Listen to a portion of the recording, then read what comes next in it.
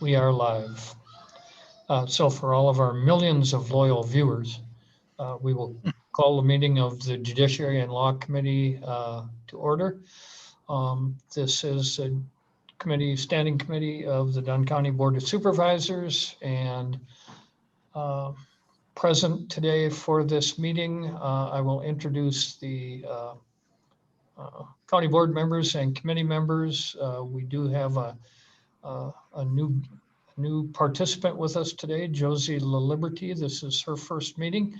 Welcome to Josie, and I'll introduce the committee members because since the only time anybody sees anybody is in a little box on a screen these days. So in addition to myself, Jim Tripp, I am the chair. We have with us Mike Rogers, Carl Vandermeulen, County Board Chair Dave Bartlett, and I'm doing this in the order that I see you on my screen. Bob Bauer and Jim Zahns down there, frozen in time. So let the roll call reflect that all of the board members are here. And we can proceed with approval of the minutes from the May 18th meeting. I move approval. And that was Carl? Yes. Yes. And do I have a second? Is that Bob? Yep. And Bob Bauer seconds. Any comments, questions, corrections, changes to the minutes of the meeting? Seeing and hearing none. All those in favor of the motion to approve the minutes from the May 18th meeting, say aye. Aye. Aye. Are there any opposed? Motion carries. Thank you very much. Next on the agenda are staff reports. Again, Josie, I'm going to assume that you've had a chance to meet some of these folks at least. But one of the benefits of a Zoom meeting is you have the names and the faces together on the screen, which is kind of nice. So I'll let these folks introduce themselves as their time comes up. And it just so happens that, Josie, you get to be first. Have to unmute yourself though, because right now, Josie, you're muted. You unmute and I'll mute. How about that? I unmuted. Should someone else go first so then I can at least copy how they do it? Or you just want me to wing through this? Oh, now you're muted. If you'd like somebody else to go first, we can certainly do that and slide you in later. Would you like? Sure. All right. Then, without objections, we'll go to the Sheriff's Department report. Sheriff Kevin Bigg, are you ready? You bet. I assume your budget proposal is what you're looking for here, not necessarily a monthly report. Well, let's, the budget reports are actually under the next item. Well, not the next item, but item 6. So we got a brief report in our packet, and if there's anything you'd like to say in terms of a department report now, we can do that. Save the budget presentation for a little bit later. Okay. Yeah, nothing, not much new here, other than we'll probably be getting called for additional support for civil unrest in the southern part of the state after yesterday's incident and the governor's comments, which aren't helping matters. So other than that, budget looks good. We've transitioned out some of our state inmates, had some empty beds for a few days, but are getting those filled back up. So I think our budget projection on our revenue there looks about right. We were a little conservative because that happens when our state inmates go in and out. Other than that, I don't have much to report on this month. Sheriff, I'm going to ask you to comment on a couple of things specifically that I've gotten some feedback on. One is I'd be interested to know what kind of calls your department is getting in terms of people requesting for a response to someone's lack of a mask. I'm assuming that you have gotten some calls. And for those who have been paying attention, they probably have seen this department statement on Facebook. And I believe there was a joint statement also. But if you could comment on that a little bit, I'd appreciate it. Sure. I've gotten calls directly on what calls are coming into the communications center on people not wearing masks. I couldn't tell you. Melissa could probably answer that question better. You know, I got questioned why we put it out there that we weren't enforcing it. It was an educational thing. We encouraged it, obviously. It's to avoid tying up our communication center with people calling to report violations of the mask order. It's not a law enforcement function. KT and the chief and I have talked about that and agree that it's a public health issue that goes through her department. So I've gotten some calls saying thank you for not taking a firm stance on this, but we've got some guidance from the Attorney General, Wisconsin Attorney General. I participate in about a weekly phone call with him because I'm the vice president of Wisconsin Sheriff and Deputy Sheriff's Association right now. And his position is this was never designed to be a law enforcement function. So we put it out there that this is not a law enforcement function, but if it comes to harassment, causing a disturbance, bullying, you know, things like that, about masks, then it becomes a law enforcement function and we will respond to those incidents. But I've gotten calls praising me for not taking a enforcement stance on it and people wondering why we're not, you know, so probably more calls supporting the not enforcing it than why I'm not. So after explaining them, you know, to them that it's really a public health or public health department issue, they understand. Thank you. I appreciate that. And I'm guessing, but I have received half a dozen, I suppose, email and personal and phone comments about people wondering about the response of law enforcement. And my answer, generally speaking, is that they should refer both to your statement and the statement put out by the health department in terms of it being an educational function.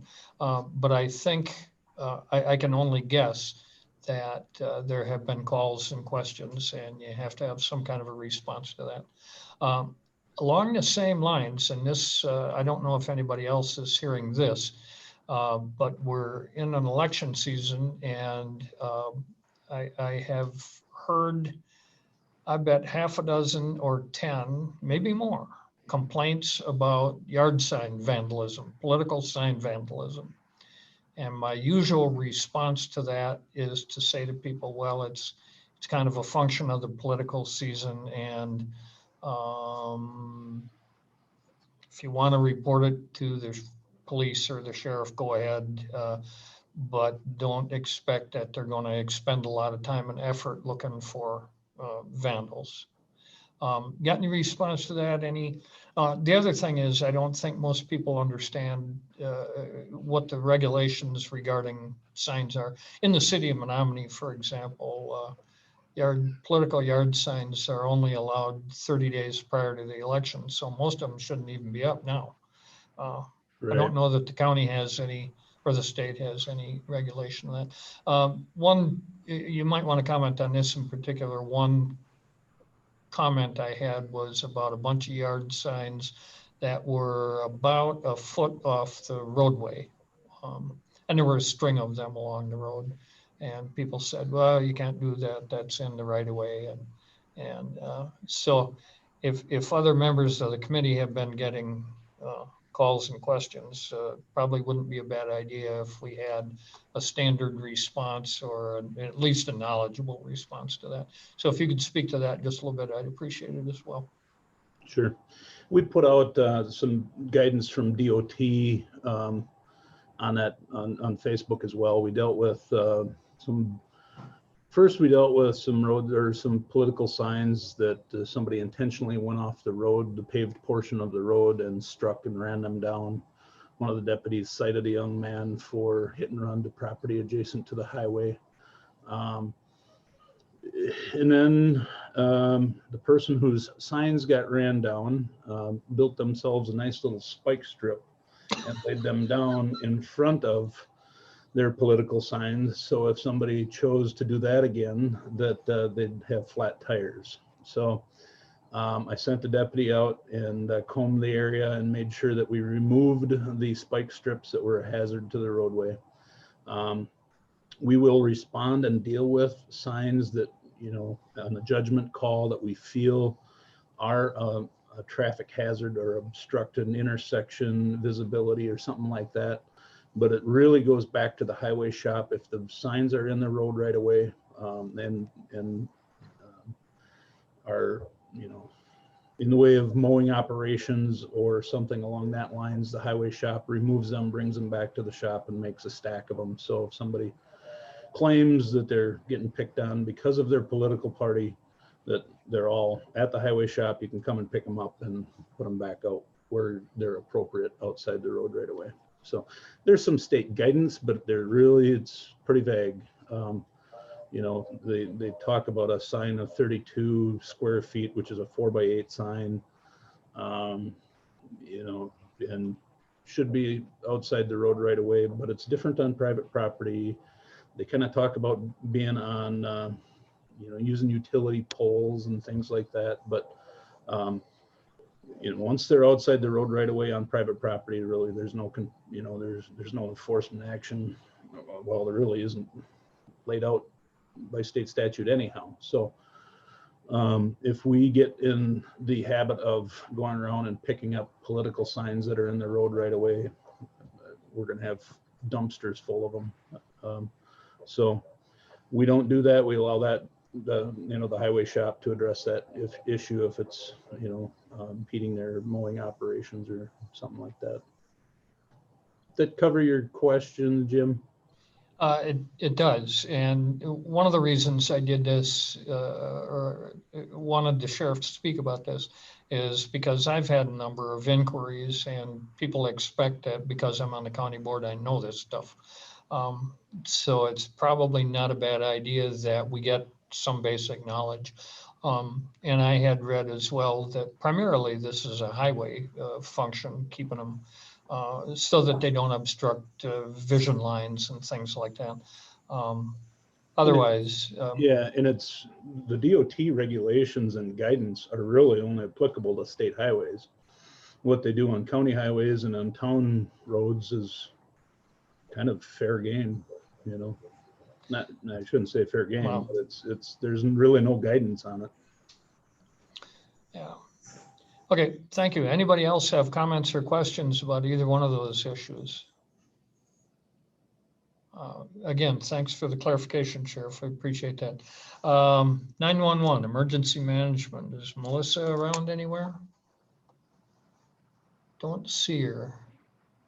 She was, I assume she'll be on shortly. She was up in Boyceville for some COVID testing, assisting Oh, with that's right. emergency management. But I think kind of the guidance that was put out was that I don't think there was a lot of expectations from department heads to be on until their presentation time. Oh, okay. So they may be jumping on later when they were scheduled. Yeah. Well, we try to keep you off balance as much as possible. So, medical examiner, I do see Marcy here. Good evening. I do not have very much to report tonight. Dunn County ME budget is in good standing at this time. I do have some concerns, and since we're contracted with Eau Claire, with Eau Claire's line item of travel related expenses, and most of that is due to Sacred Heart Hospital being closed down for autopsy exams, and we are having to pay for transportation of bodies for autopsy to Ramsey County that otherwise would have been done local. But I have spoke with and kept Eau Claire County finance and administration involved, letting them know that that will be a concern as things go forward.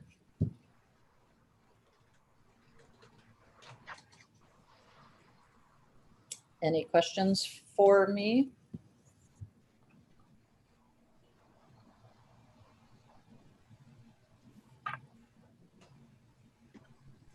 Jim, You're your lips muted, Jim. I should just leave it unmuted. My voice is so musical that even if I'm just making noises, it would be a nice background. I don't see Andrea, so we'll get back to her when she comes around. How about Katie and the courts? Things are going well in the courts. We've had 3 jury trials since the beginning of August. So far, so good on that end. And we've just been continuing to hold court by Zoom and just keep going as much as we can. I don't really have any budget concerns at this time either. There's one thing that we can discuss a little bit later about the 2021 legislative agenda. We can remove the one item referring to the additional judgeship bill because that's already been approved by legislature. So that can be removed, but we can discuss that later on the agenda. I don't know if anybody has any questions or concerns. Don't see any. Thank you, Katie. Yeah, when the legislative agenda comes up, we do have a resolution to forward that to, I think I do here somewhere, right? Yeah, forward that along to the executive committee. CJCC, Criminal Justice Collaboration Council. Sarah, I know you've got a report because your groups have been meeting constantly over the past 2 weeks. Yeah, so thank you. The CJCC met on the 13th of August, and we did get a chance to look at our 10-year data trends. So that was distributed to the members. I'd be happy to kind of go through that with anyone. The meeting itself was recorded, so anyone that wants to watch the meeting or to zoom in on that portion of the meeting, feel free to do so. The CJCC work groups, as you mentioned, have been regrouping. So we've had a number of meetings so far, and we've got a lot scheduled moving ahead. So we've got about 9 different work groups. So we're looking to get those back on the monthly meeting schedule. So a lot of activity to come out of those different work groups. We are taking a look at our goals and objectives that we kind of charted out at the beginning of the year to see what's actionable at this point under COVID and what we might have to table or scale back. So all the work groups are in the process of doing that at this point. No budget or personnel issues to report. It's fairly quiet there. Our next quarterly CJCC meeting will be in November, and we're looking to do a presentation on the effectiveness of our collaborative programs. So right now we've mainly reported numbers of in and out, those have graduated, but we're taking a look at the recidivism. So how many of those individuals are actually coming back with new criminal charges into our program? So the initial crunch of the numbers shows that all of the programs are highly effective. So we're fine tuning that for November and look forward to presenting that to the group.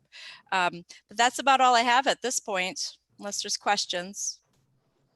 Any questions for Sarah? Thank you, Sarah. Josie, you want to take a shot at it now? Am I unmuted? You are. All right. So the biggest change in our office is Jeannie Stevenson, longtime employee of Dunn County, retired on August 3rd. I am her replacement. I started last Monday, so I'm a week in. I come to you from Eau Claire, where I worked with Eau Claire Child Support for 16 years. So not a whole lot to report. We don't have any legislative impacts anticipated for the next year. With COVID, all of our hearings are being held over the phone. We're not filing any new order to show causes for civil contempt for people who are failing to meet their financial obligations for child support, nor are we actively enforcing those who had purge conditions already placed against them for civil contempt findings pre-COVID. So we'll see how that affects our performance numbers in the coming year. But there's just no point to bring those. I don't think the court would find people willfully in contempt in the current season we're living in.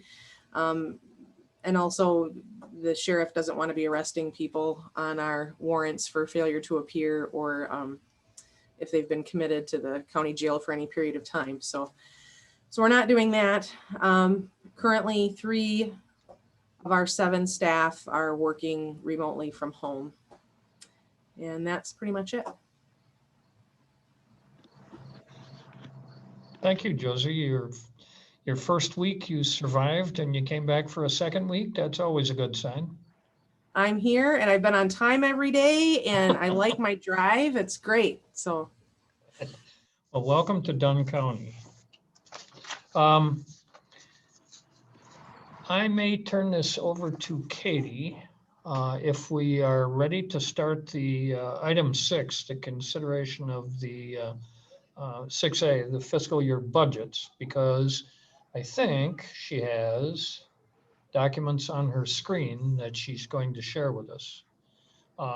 And we are scheduled. Josie, are you ready to prepare your, present your budget first? Ready as I'll ever be. Okay, is that yours? All right. Yes, it is. All right, Josie, go ahead. And then I think I'm going to turn it over to Katie since she's got the controls here. Okay. She's zooming in. Where to start? Okay, so the first item proposed for 2021, the $182,420. That's the amount we're requesting to be on the levy for. The state grants, that's our 66% match that we get from the federal government. So if you literally add up all my expenditures down below and multiply that by 66%, that's where that number comes from.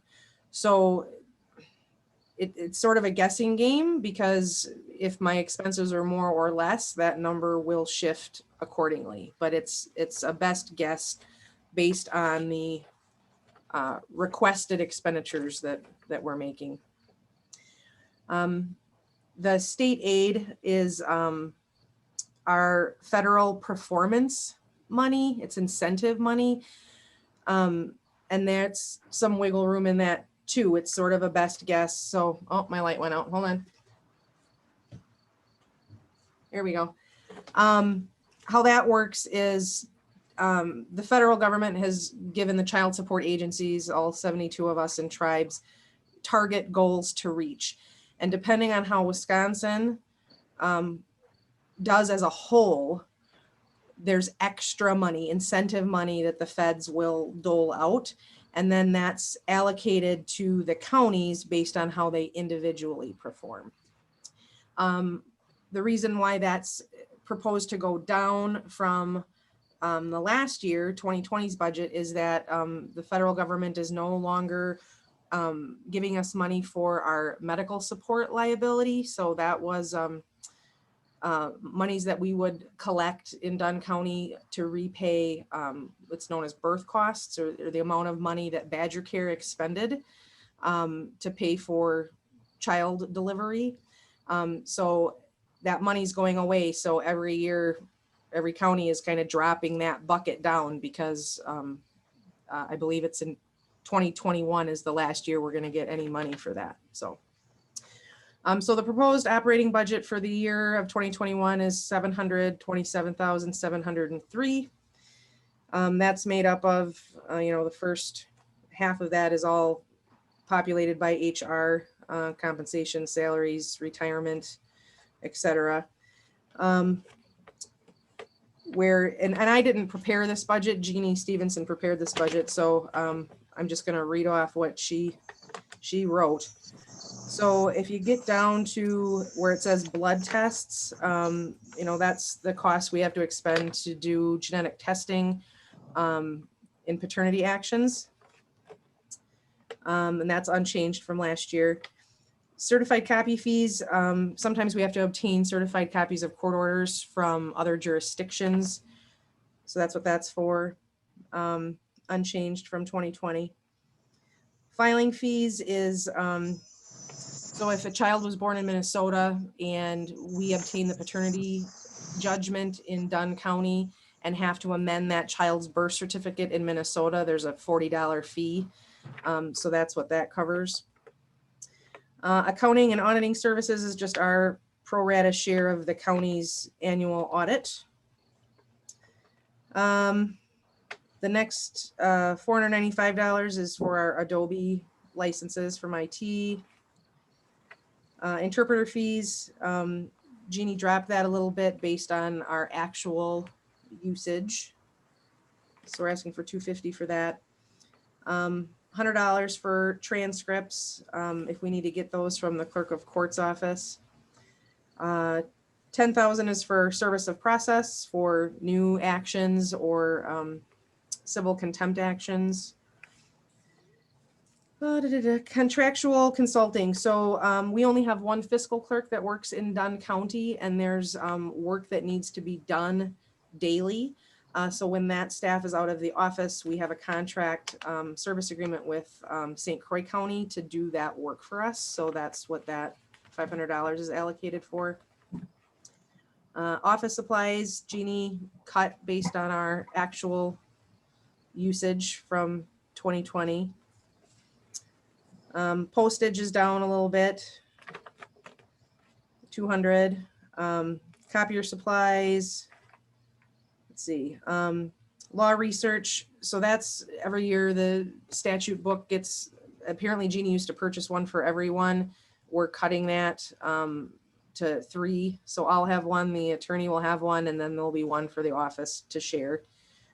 We can share those. Membership dues. That's to join the Wisconsin Child Support Enforcement Association. And there is whispers that could be going up next year.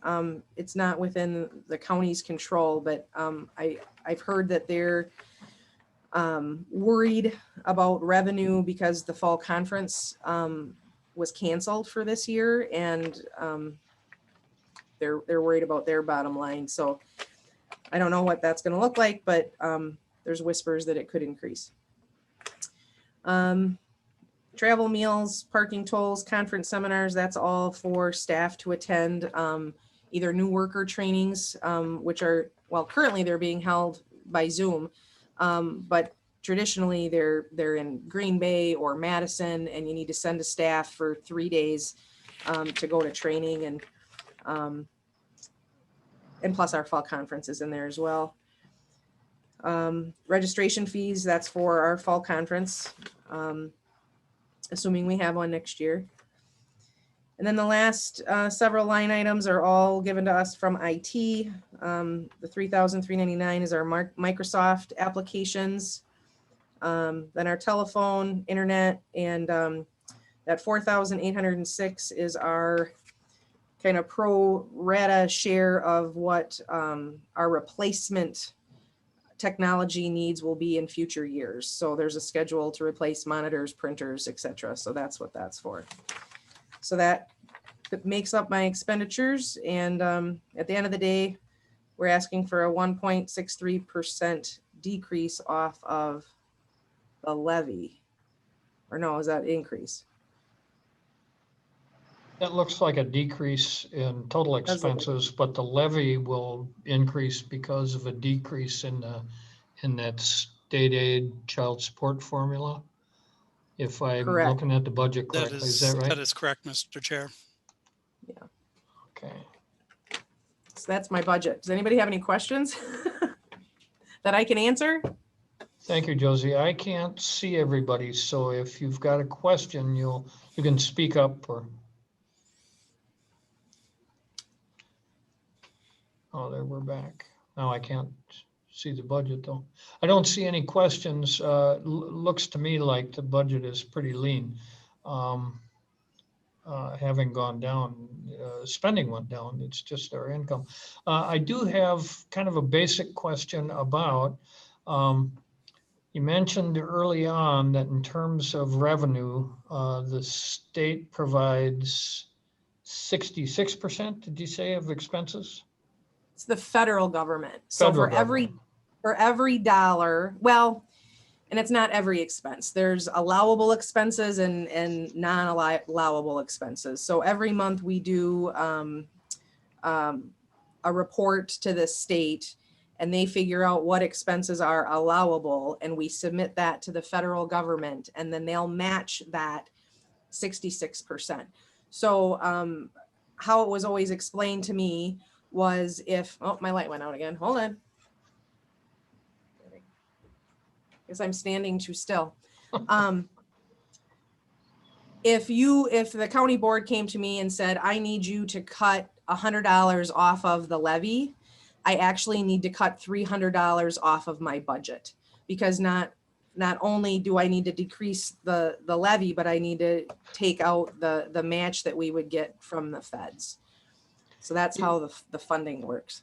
You mentioned that you send a report to the state on a monthly basis. They identify those allowable expenses. So is Correct. the reimbursement from the federal government come in at a monthly basis as well, or No, is I that believe it quarterly comes in or? quarterly. Yes. Okay. But a change in expenses would then also, we would see a change in the revenue line. Correct. Okay. Anybody else have any questions for Josie? There you go, Josie, your first budget presentation under your belt. Out of the way. Well, Okay. thank you. You can go home and have a Mountain Dew now. Well, do you want me to go home, or should I stay for the rest? It's up to you. If nobody has any questions, what's going to happen, our process is the committee will recommend these budgets to the executive committee, which then goes through all the budgets from all the departments. There will obviously have to be some changes made overall because Keith Stry, our CFO, can fill us in on the details, but what are we, Keith? I think at this point, $1.3 million over levy, $1.1 million reported at the end of July. So yeah, a little over $1 million to come up with. So we're going to have to make some adjustments. There's no doubt about that. But that will take place over the course of the next couple of months. So thank you. Mr. Okay, Chair. thank you. I have a question. I do have a question on the, oh, sorry, go ahead. Who do we have, Mike? Yes. The state grants that we receive at 480, that's 2/3 of what we're putting in at the budget of the 182, but that don't add up.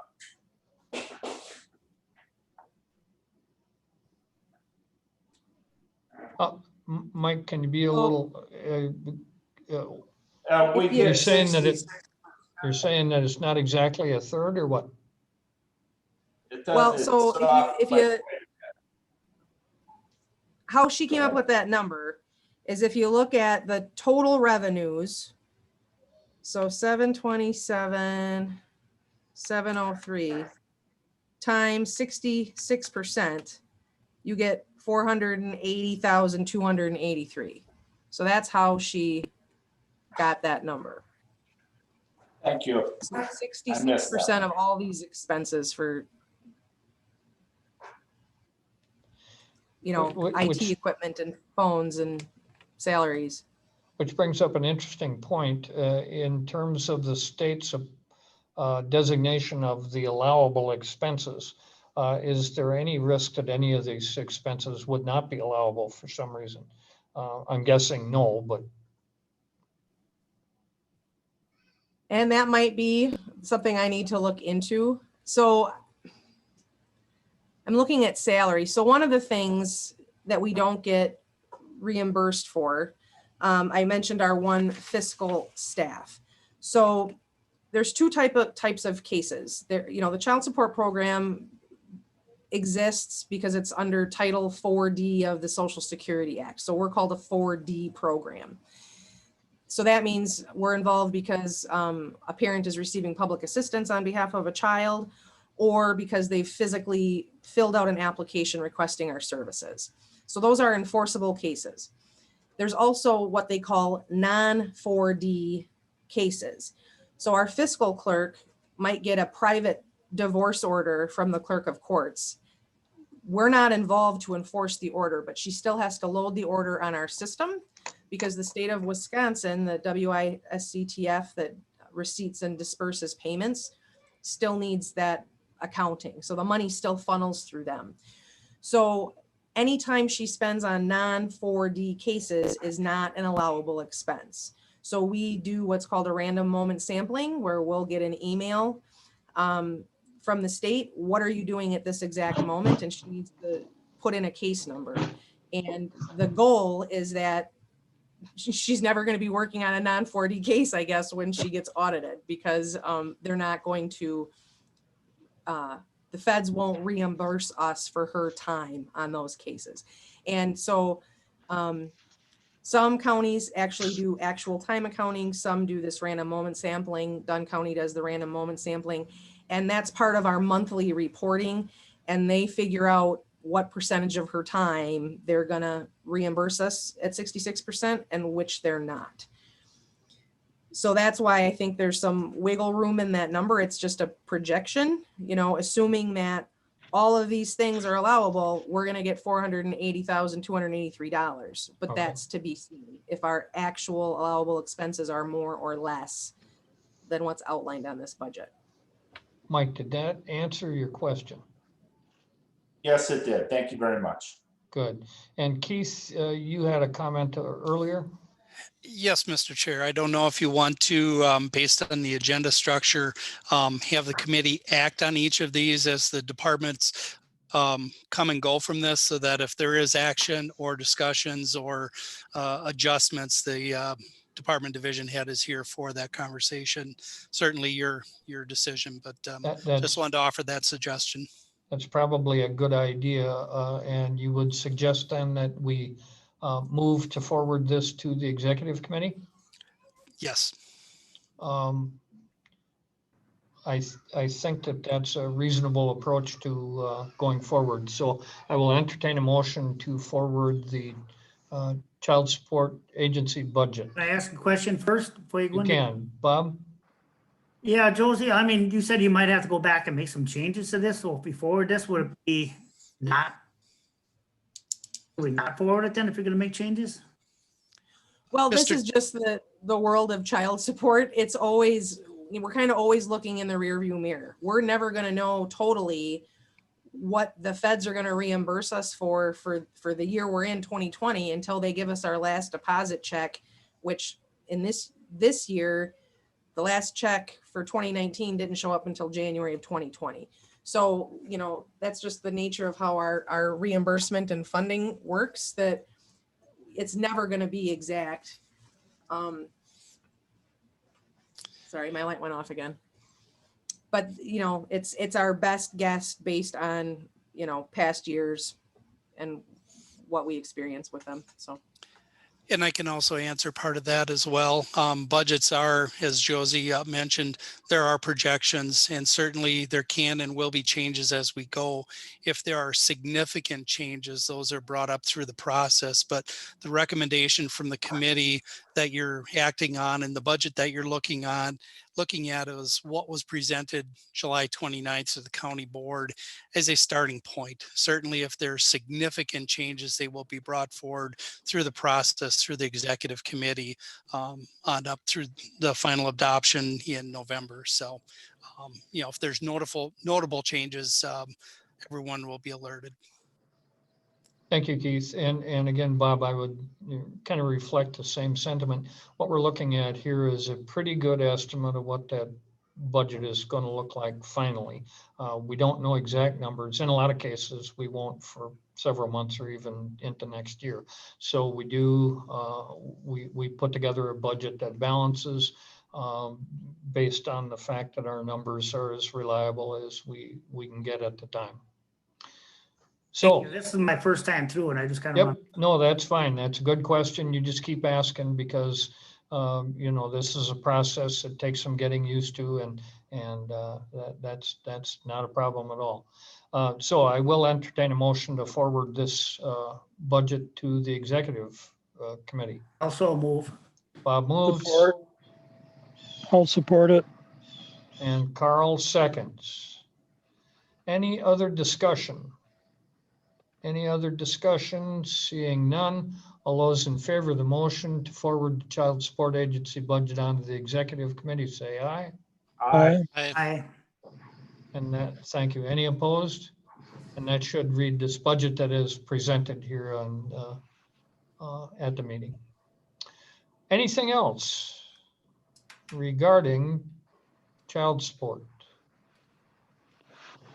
Seeing none. Katie, where do we go from here? Sheriff's Department. The sheriff, and that document is going to be a little bit more complex. Oh, I guess not.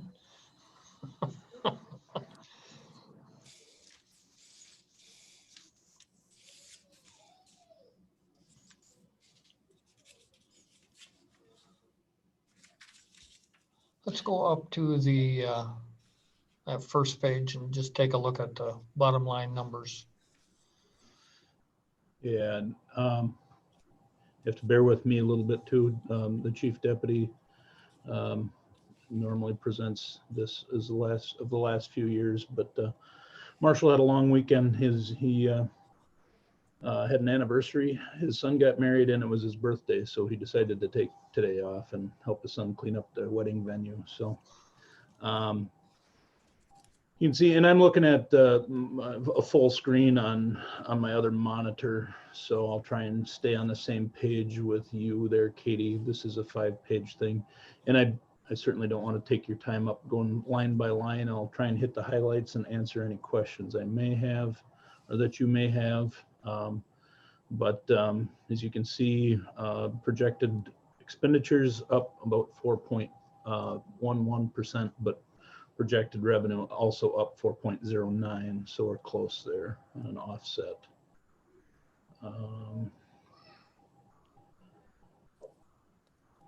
Our West Central Drug Task Force, about 7-8 lines down there in the comments, you'll see our West Central Drug Task Force revenue was down, going to be down $3,500 reimbursement versus $5,000. We won't have a revenue. We projected in the past a revenue of $1,000 for vehicle registrations, which we no longer do. Go down to the DNR payback in the first highlighted section there. DNR payback for snowmobile boat enforcement. That's what was the boat that was approved last year, purchased last year, and reimbursement of 1/5 of that boat purchase. So we'll see a revenue from the state for the next 5 years,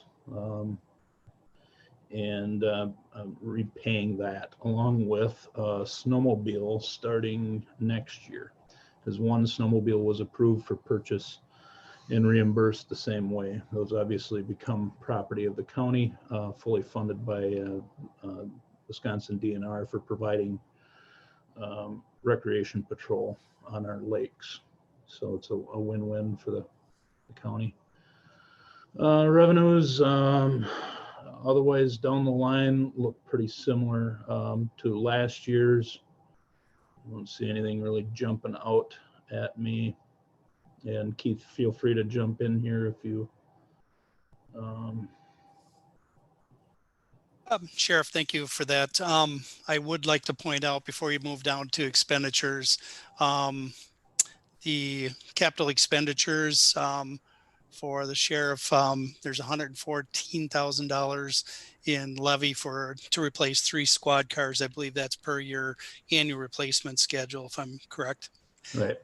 And then the other thing is a debt issue or adding to the list of debt for $113,000 for one transport van at $37,000, a snowmobile, 25 cameras, body cameras, and video redaction software.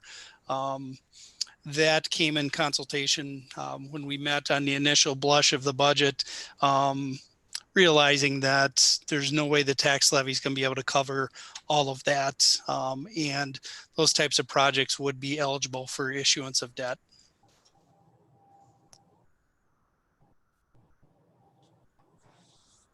Keith, how would that debt be incurred?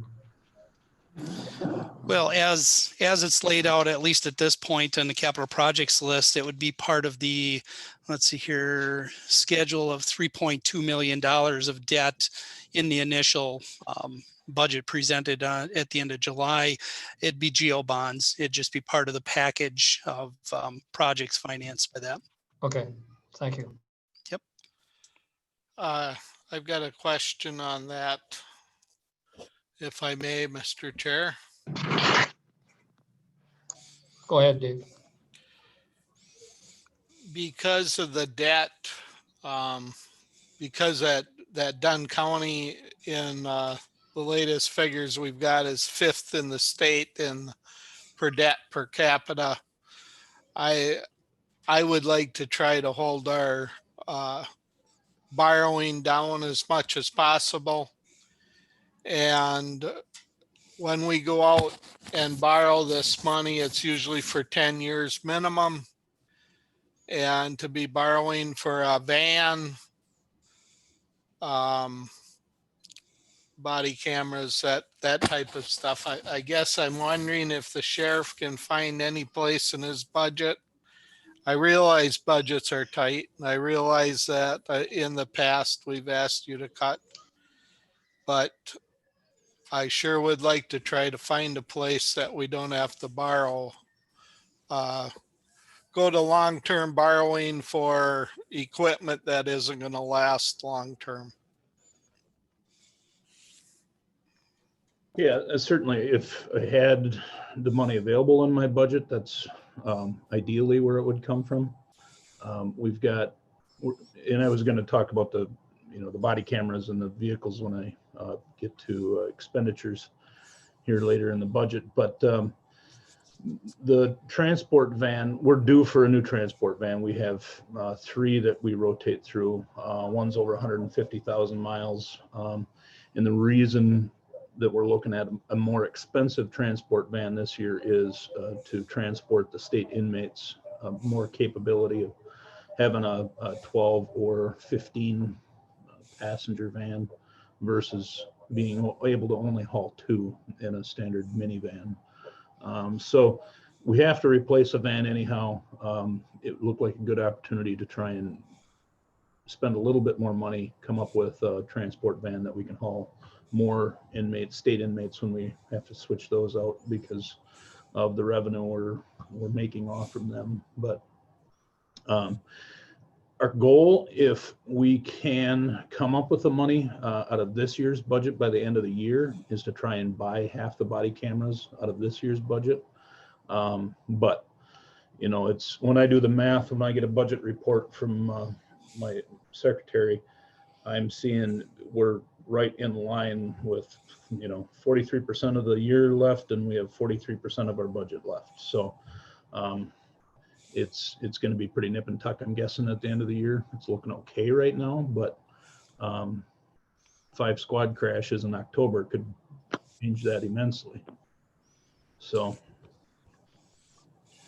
we'll see how the rest of the year goes. Any other questions I might be able to answer before we move down? Mike? I guess I would like to just speak to the issue that I'm not overly excited about borrowing and putting it in the budget at this time, as just planning on borrowing. I think there's a lot of other ways we try to get to the end number before we just start automatically increasing our loan amounts. So I'm not excited about that line item. I'm not saying the van's not necessary. I just don't like the way we're approaching it. And those are, I present a budget, what I think my expenditures are gonna be and need to be, how it's financed. I guess that's something you and Keith work out. I don't make those decisions. Thanks to the sheriff. And I will address that towards you, Keith.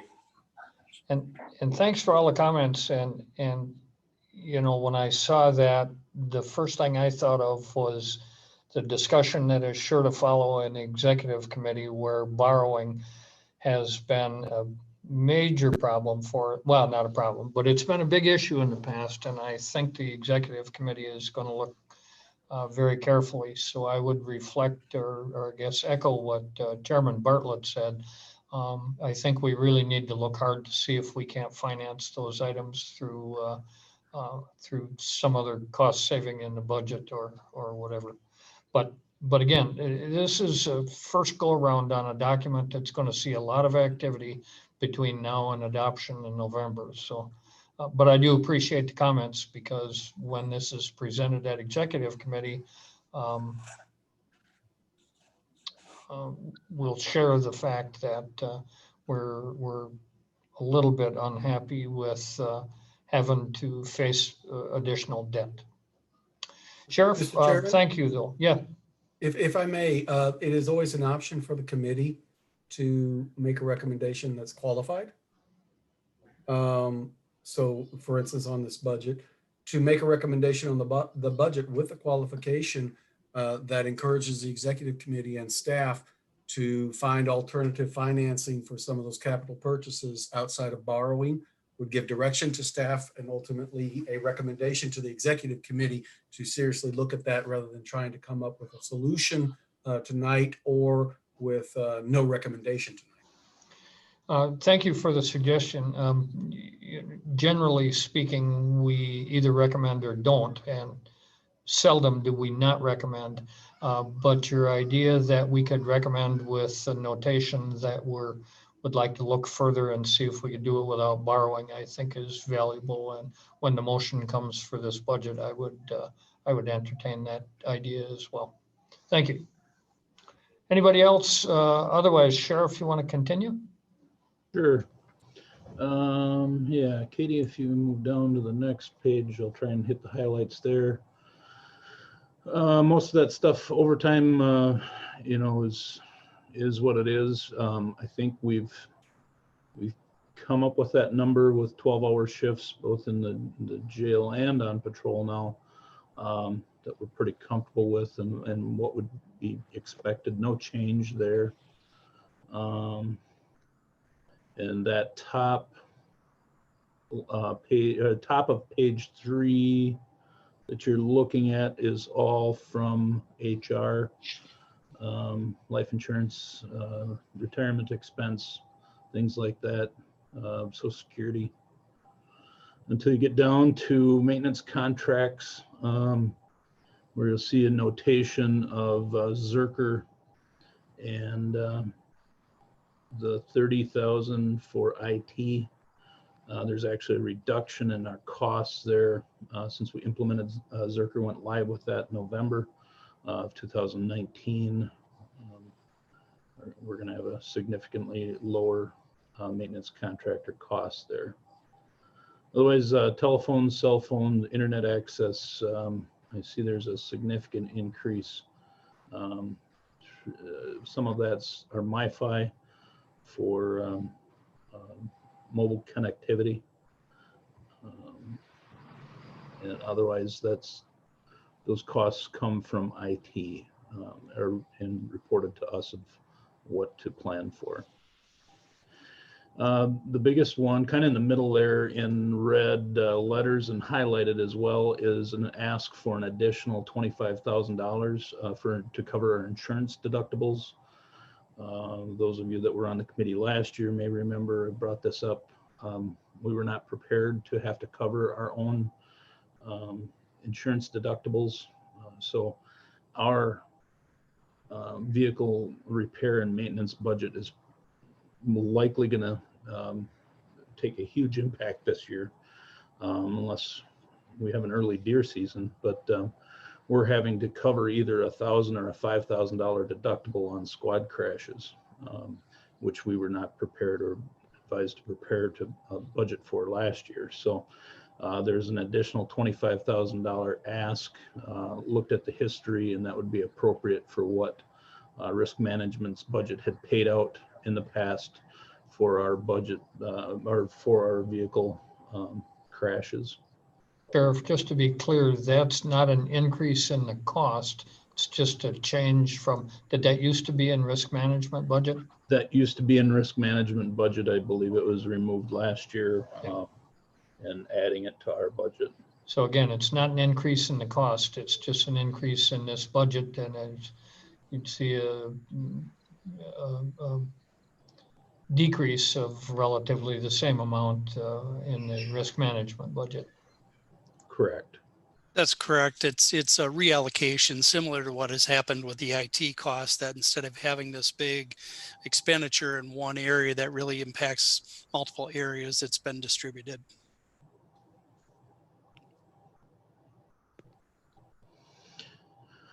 Any other questions about that? I have a question on your overtime. You said you do 12-hour shifts. Do you pay a time and a half, or do you pay a premium per shift? Time and a half for the union employees. For the patrol officers, it's time and a half, anything outside their normal scheduled hours. We don't pay premium holiday time or anything along those lines.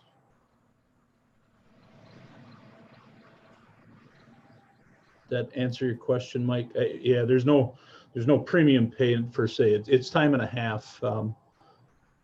You answered my question. I was wondering if instead of paying time and a half, you paid a less than time and a half due to a premium structure where you pay 20% more for a 12-hour shift versus time and a half for the overtime.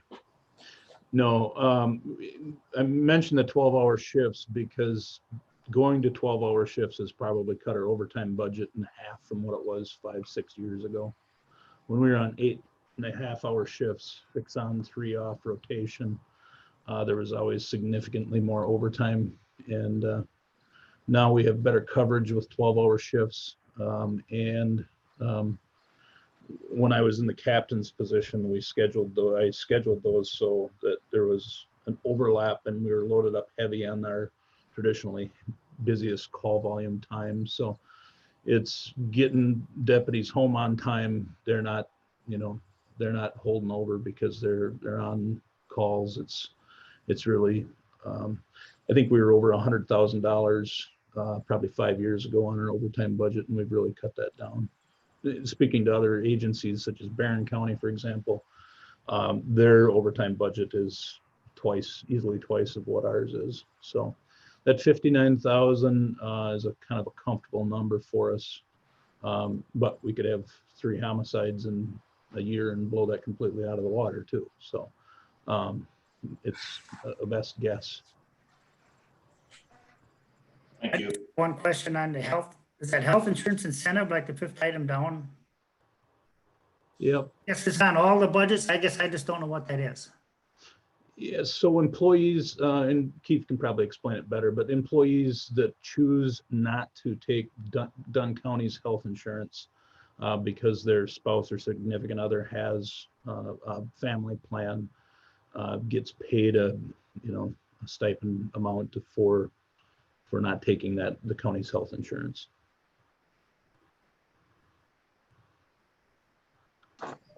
If I can elaborate a little bit on that, Bob, what that does is it discourages people from double coverage where both partners have full family coverage. The stipend is less than the cost of the policy. So we save a little bit on that.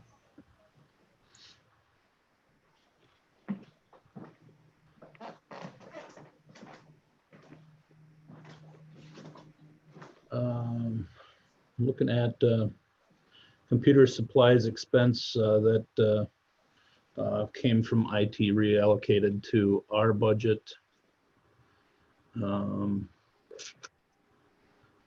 Down towards the bottom of page 3, decrease in the cost for a snowmobile because we'll own one this year. We have a request in for a second snowmobile this year. If that were to be approved, that could be zeroed out. There wouldn't be any expense for a lease for an additional snowmobile. We could get rid of that line item completely.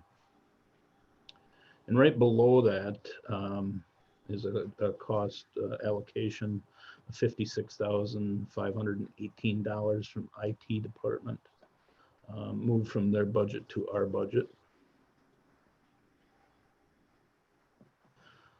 Tires and batteries stay the same. All right, we're on patrol yet. And not much really additional there. Change from last year, about 2.93% of an increase. Most of those are contractual increase, and Marshall actually broke down our contract. And this is a document I don't think you seen, or it was probably presented, unless it was presented in paper. I didn't see it in the shared file anyhow, but it's just basically a breakdown of our jail medical, food, our contracts with the state on different things, IT related issues,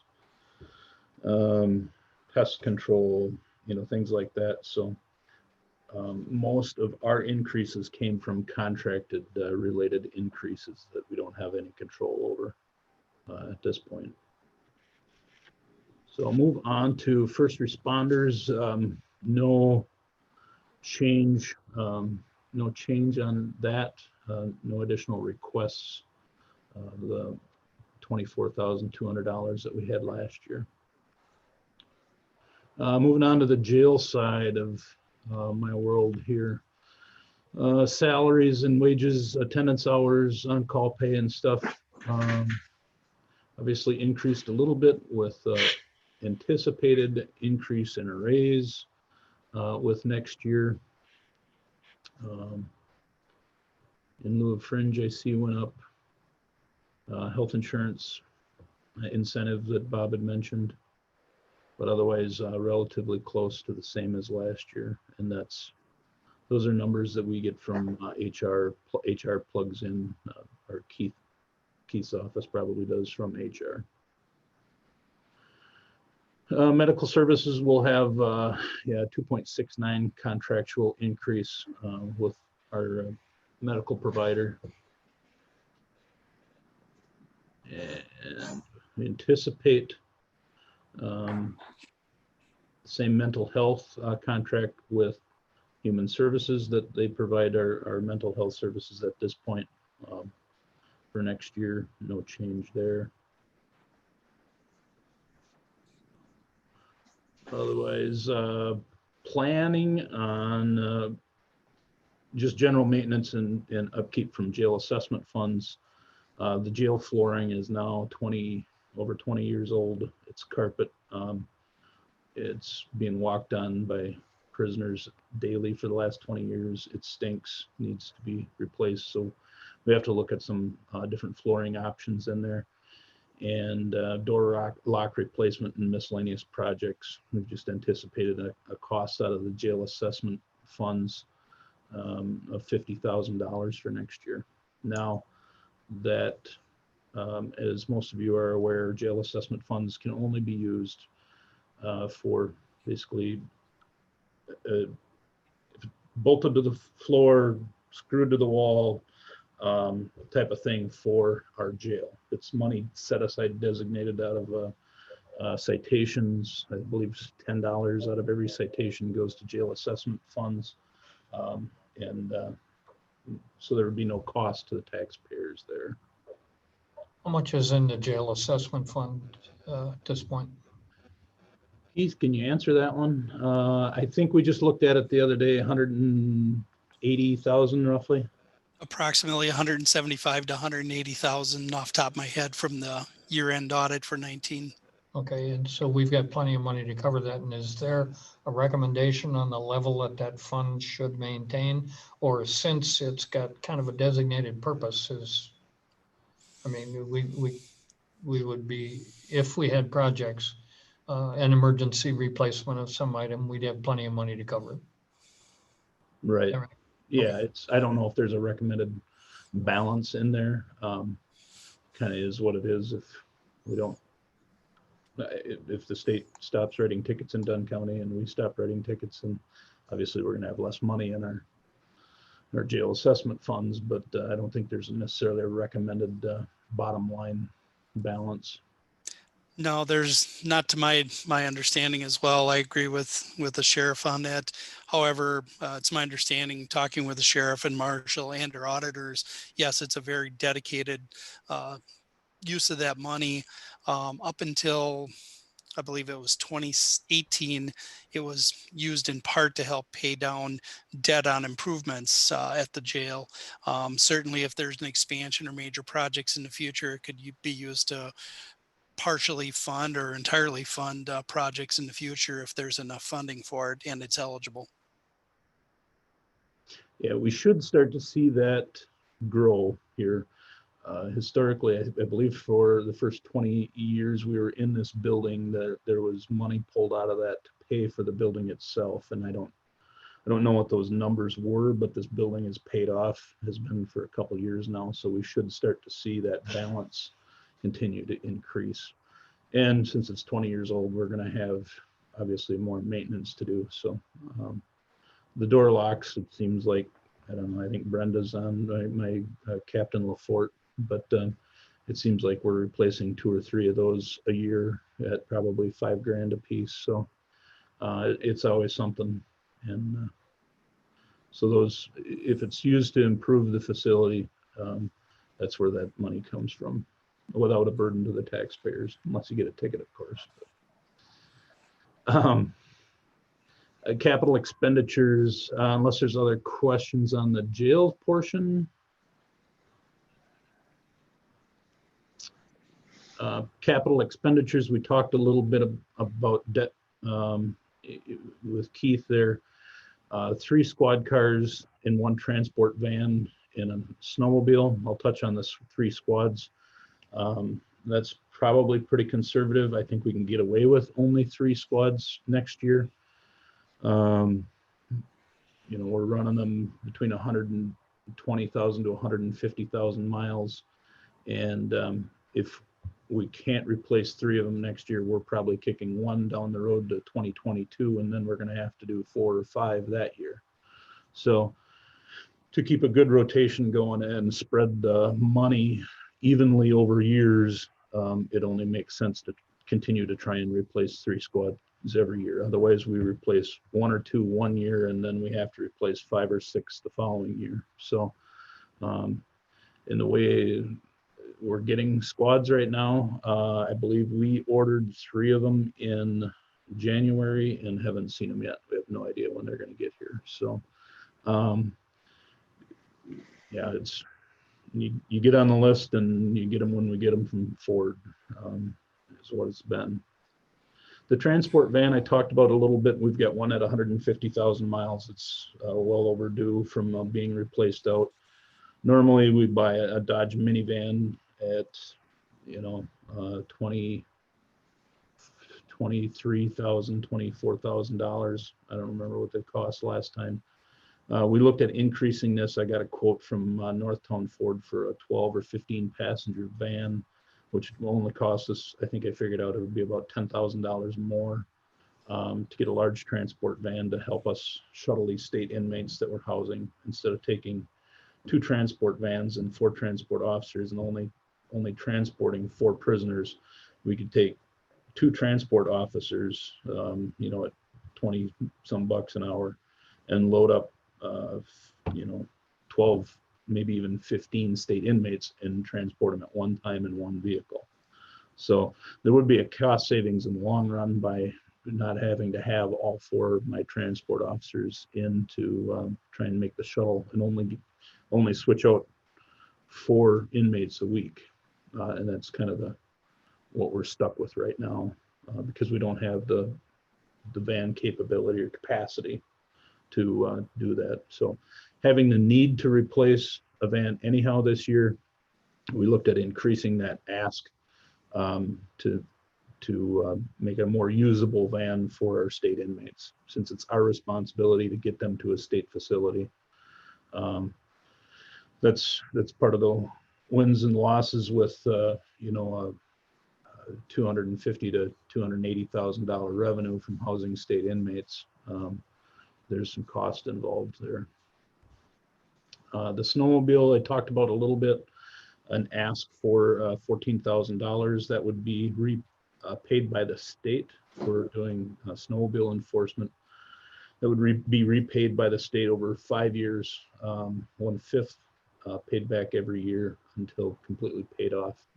And then that would become property of the counties. So that's kind of a win-win. If we have the money to do it, it makes more sense than us having to lease one. And then we don't have the cost of putting lights and graphics on a leased snowmobile to only tear them off when the snow melts. We can keep them year to year.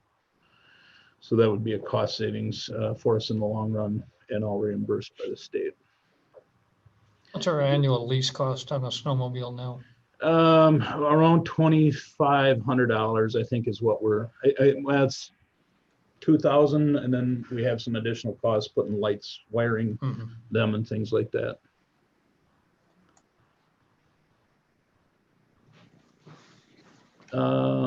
Any other questions about that before I move on? I have a question about the previous item. How sure are we that the arrangement with the state prisoners will continue for 4, 5, 6 years? Well, I guess there's no guarantee. I reached out to them at the start of this budget process and asked for an additional 5. And of course, that was right in the middle of the COVID. And I was told at this point, they're not going to look at increasing any, but we're due for a contract renewal in October. And they said they may be willing to look at that then. And I don't remember, I didn't include that additional revenue in our projected budget because there's no guarantee that they're going to give us an additional 5. But I could do the math relatively quick here. $51.45 a day times 5 inmates times 365 is ideal.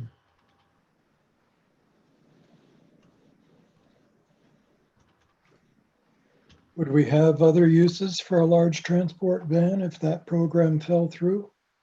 Oh, certainly, I think we would. Yeah, I know the county owns one or leases one now, just something we could certainly consider as a lease option, but they don't like you screwing cages in them and stuff like that. But yeah, I think with today's times and the need to take large groups to jail sometimes, we wish we had larger, because we're doing half cages in squads right now just because of the way things have evolved over time in squad car setups, that if we're taking 2 people to jail, we use 2 squad cars to do that. So it would be nice to have access to a larger van, but that ideally, if we added an additional 5 inmates, state inmates, and they use that bed 365 days with all 5 inmates, would be an additional revenue of $93,896. So in reality, and last year when I budgeted for the state inmates revenue, I was a little conservative because there's costs involved, and your beds, they aren't using our beds every day. When COVID hit, we had 1 state inmate, I believe, in Milwaukee for court, and he got stuck there. And so they've only been paying us for 14 beds pretty much through this pandemic. However, we had people sentenced during that time to prison and they weren't taking any new additional inmates. So if they were sentenced to prison and they wouldn't accept them yet, we housed them. The state actually paid us the same rate, $51.45 a day, to house those inmates in our facility because they weren't open and willing to take them. So our revenue is actually probably going to be higher than anticipated because of that. We sat on state an additional 6 to 8 state inmates for several months. They've opened up and started taking them now, but and are also moving state inmates around throughout the state as well. Any other questions? I have one, Keith. I think maybe you might answer this. I'm looking at the bottom line. Expenses increased 4.11%. How much of that increase is attributable to the increase in wages, benefits that will be a result of our decision in the admin committee? Okay. Well, just to get a sense for that, Mr. Chair, if you look up in the salaries and wages, that's probably a good bellwether in both patrol and in jail. They're both right around 2%, which is where this Okay. budget was established at 2% with no step increases. Right. So we're looking at roughly half that 4% increase, 4.1%, being Correct. personnel costs. Correct. And the sheriff correctly articulated the fact that that's outside his control, basically. Correct. Of course, with the deputies, we do have contract. When's their contract expire? When's that come up next? We did a 3-year contract with them, and I believe we are in the first year of that. I was going to say, it seems like it was fairly recently. So anyway, those are contracted too, and that's again outside, that's already established. Right. The one thing I haven't touched on is the body cameras cost. Obviously, society is calling for body cameras. Almost expect every agency to have body cameras. We've been ahead of the curve on squad cameras for years, which have helped us immensely. Could be frivolous lawsuits have gone away because it didn't happen the way they thought it happened, or accused us of it happening because it was all recorded by squad cam. Allegations of missing money and things like that have all been recorded on body cameras, and proven that the deputy did nothing wrong. So the ask this year is for 25 body cameras, and that cost would be about $39,000, but that includes updated server that we'd have to do. Our squad cameras now download wirelessly when they pull into the sheriff's office or highway shop. There's 2 highway shops also wired for a wireless download dump for all the video goes to a server. Adding 25 body cameras, we'd need to increase the capacity of that server. So there's some cost there. And redaction software, because anything we record or do is public record, and you have to be able to redact faces of juveniles, names of juveniles, driver's license numbers, things like that are easily recorded on a body camera. Especially, obviously, if you hold a driver's license up to read it, your body camera is going to record that, and we have to have software to be able to redact that driver's license information before a video could go out on a public request. So there would be an additional cost there for that redaction software. And I think it pretty much covers everything. I think I'm to page 5 anyhow. I am. Any additional questions? Mr. Bartlett? The squads, are you getting SUVs or are they pickups? We ordered SUVs this year because they were a little cheaper than the pickups this year. They kind of flopped. 2 years ago, the pickups came in about $700 cheaper than the SUVs. did. So this year we ordered SUVs. Next year, it may depend on what, and a request by deputies. I can't imagine not wanting a truck just for the comfort level, but there's deputies and the way they work and being able to turn a truck around on narrow roads is difficult. So, you know, not all deputies want trucks. It's the easiest way to put it. So I hate to stick them in something for 3 to 5 years that they're not comfortable in either. So, Yeah, I understand that. I think the trucks are, the resale value is probably a little bit higher, isn't it? right. Well, and we've made a significant leap from selling a old Crown Vic Yes. with 150,000 miles on it for $1,500 if we were lucky, to selling our Explorers now for as much as 8,000. I know that was kind of the average, selling those for 8,000. So it'll be interesting when we're ready to roll out a truck, what our payback is on that for resale. But I'm sure it'll be significantly higher than probably the SUVs as well. Other questions for the sheriff? If not, I would entertain a motion to either forward this to the executive committee or forward it with a recommendation on borrowing or whatever other provisions a member might choose to include.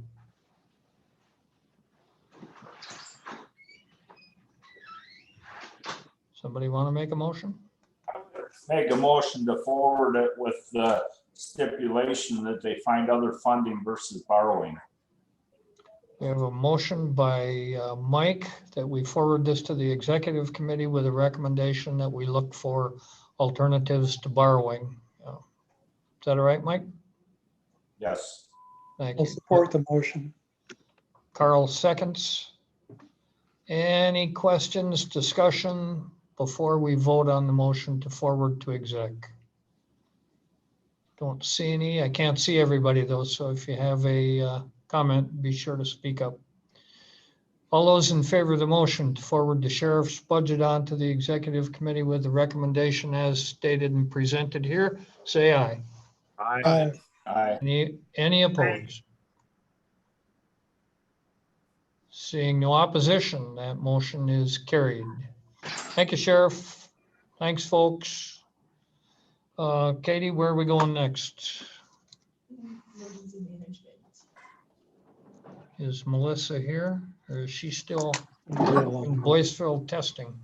Nope, I'm here. Well, hi, Melissa. How are you? We're all good. How are you? How'd the testing go today? It's going a little slow. It's going a little slow. Hoping that after work, maybe it picks up here a little bit. Oh, you mean not many customers or just Right. taking more time? Right, not many customers. Well, those people in Boyceville are all healthy. Well, I know it. Look at the sheriff, he's healthy. Sure. All right, Melissa, go ahead. Okay, my budget didn't have a lot of significant changes for the most part, just the salary and wages with the fringes. Of course, there was some increase. We had some, minor increases and decreases throughout the budget, just on small line items, down $100 here and up $75 there, just trying to adjust it to make it as accurate as possible. Probably in the revenue, the most noticeable thing was we really tried to get that as accurate as possible. In the past, we had been able to receive Homeland Security grants, and those just have not been coming to fruition the last few years.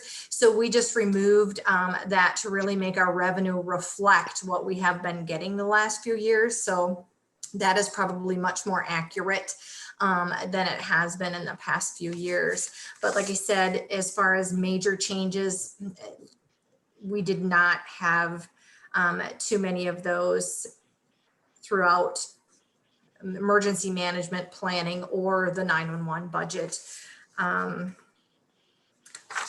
Probably The most significant change was, I did ask for a couple capital expenditure or, capital improvements. One I did put right in the budget, and that would be right there on page 2, the mobile command. The mobile command unit has been in our fleet since 2004, and it's time that we replace the tires on that. And so we did go through and add in some funding to replace the tires on that. They have been fine. However, it does go out randomly and, sometimes in inclement weather. And it's probably time that we replace those tires. So that is one thing that I did put in the budget there. Other than that, the only other thing that I really added was a capital expenditure. And that was for our new CAD system that we purchased last year. And it's something called data mining. And what it is when an officer runs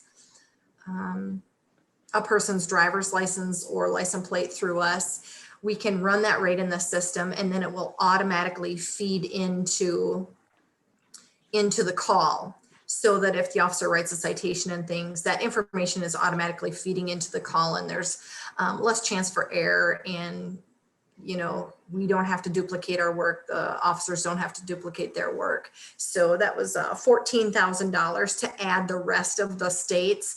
I think when we purchased the system, we purchased Wisconsin and I think 5 surrounding states, if I'm not mistaken. So, which is, serving us well, but it just would be nice to have the rest of the states. And so I have that in there at 14,000. Other than that, I really don't have any significant changes. If you have any questions, I'd be more than willing to take those. How many Back tires up to are on that? revenue. Yep.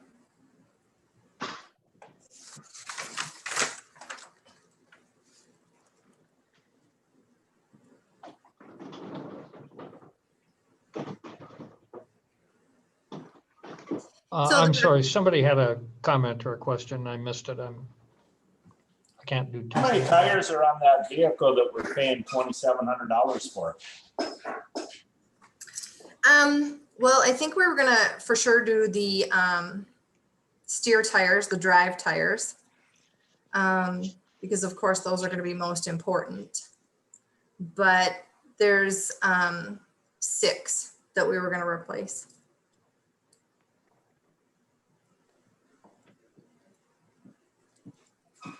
Melissa, where would they be done? Did you get a estimate from a tire shop, or what did you do there? Yeah, we did. And we talked to the highway shop about helping us with installation to see if we could, kind of cut some of that cost down, and then, not have to take our mobile command to another facility. Right. Yep. And were they willing to do that? Yes, they were more than willing to do that. Okay. Yep. And that sounds, I would assume these tires are being replaced because they're of their age more than the wear. Correct. So yeah. maybe they would be able to use them on something they have. Yeah, absolutely. And that's what I was thinking. So thank you. Yeah, absolutely. We definitely can work with them if they want them. Yeah, they definitely don't have a ton of miles on them. It's just their age, and, they're starting to weather check a little bit. So yeah, if someone has a use for them in the county, we're more than willing to give them to them. But yeah, we did coordinate with the highway shop a little bit on that, to help us purchase the tires, have them delivered to their facility, and then they would, mount them and put them on for us and, get it back in service. So.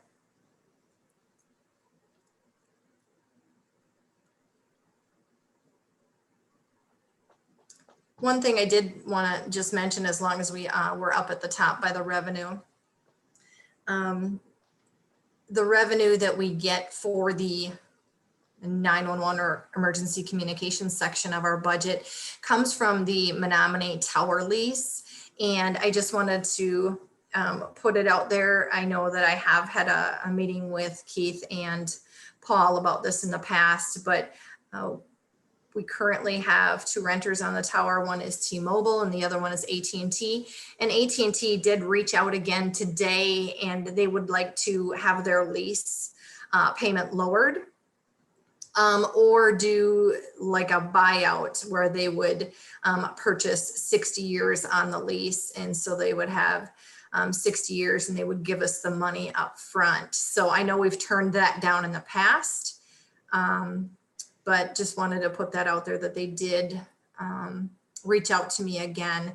And, you know, of course, when you add the money up, it does not come anywhere near what they would pay, you know, over the next 60 years if we kept them at their current lease rate. But, you know, they want to dangle that carrot because they know counties are looking for money. And, you know, so they want to dangle, you know, 400,000 in front of us, hoping that we would take it for, you know, an 80-year lease. So just wanted to let you know that we hope to continue to have them on our tower, and we hope to continue to have them at the rate that they're on there. But, you know, we went through this last year. I think they're just coming back again this year. But, you know, the threat is always, you know, we may leave your tower and then you would have, you know, no lease payment from us at all. So just want to put that out there.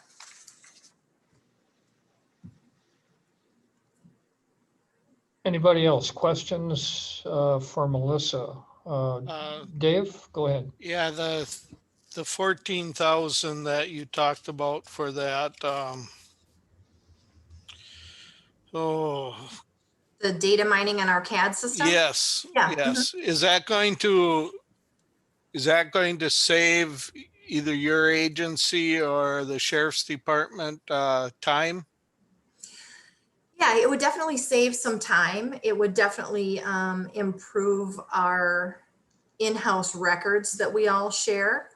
And the data mining would not only be used by my department, but it would definitely be used by any department that currently uses our CAD RMS system, which would be the sheriff's department, the jail, the Menominee Police Department, the villages, UW Stout. So, you know, it's something that a lot of departments would be able to utilize. I just asked for it and put it in my budget because we would probably utilize it the most.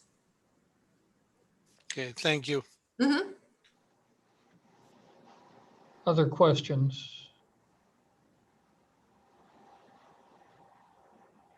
All right, do we have a motion?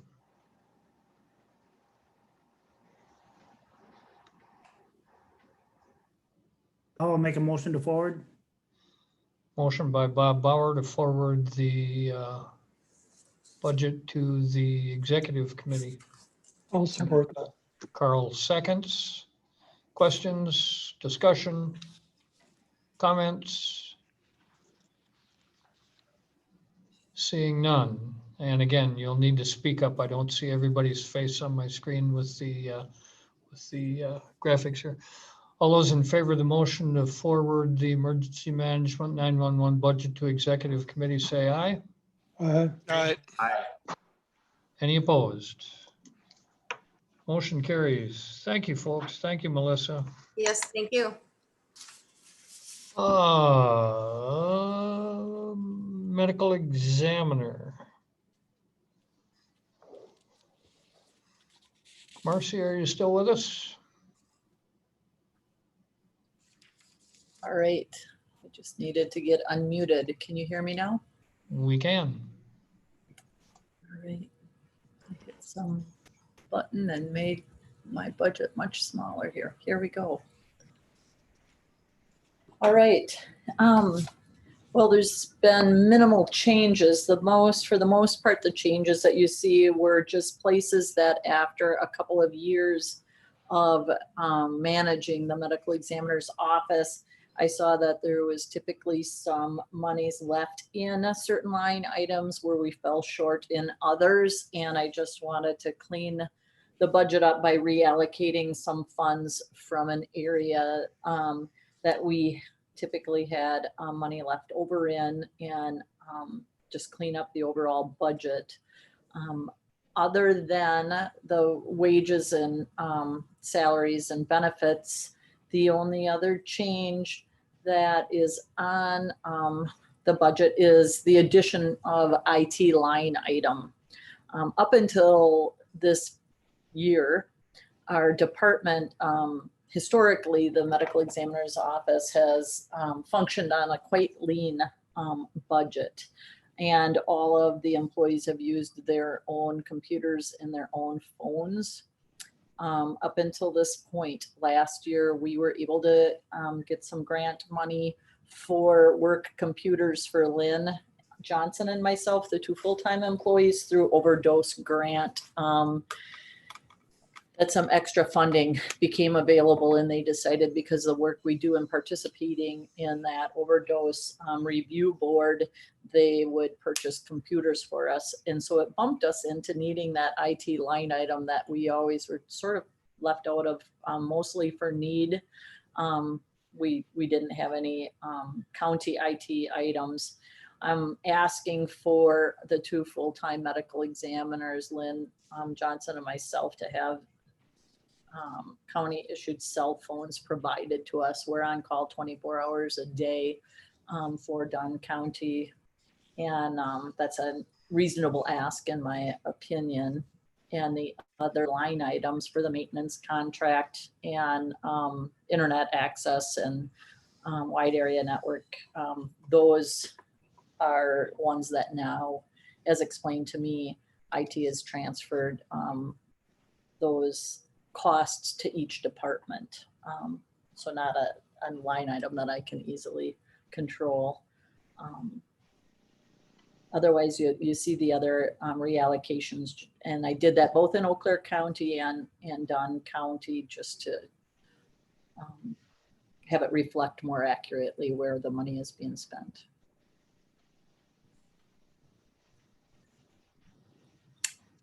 We get down to the bottom line on this one.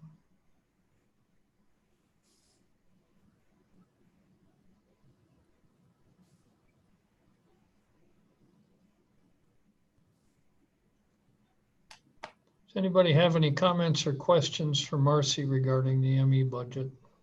I don't see anything.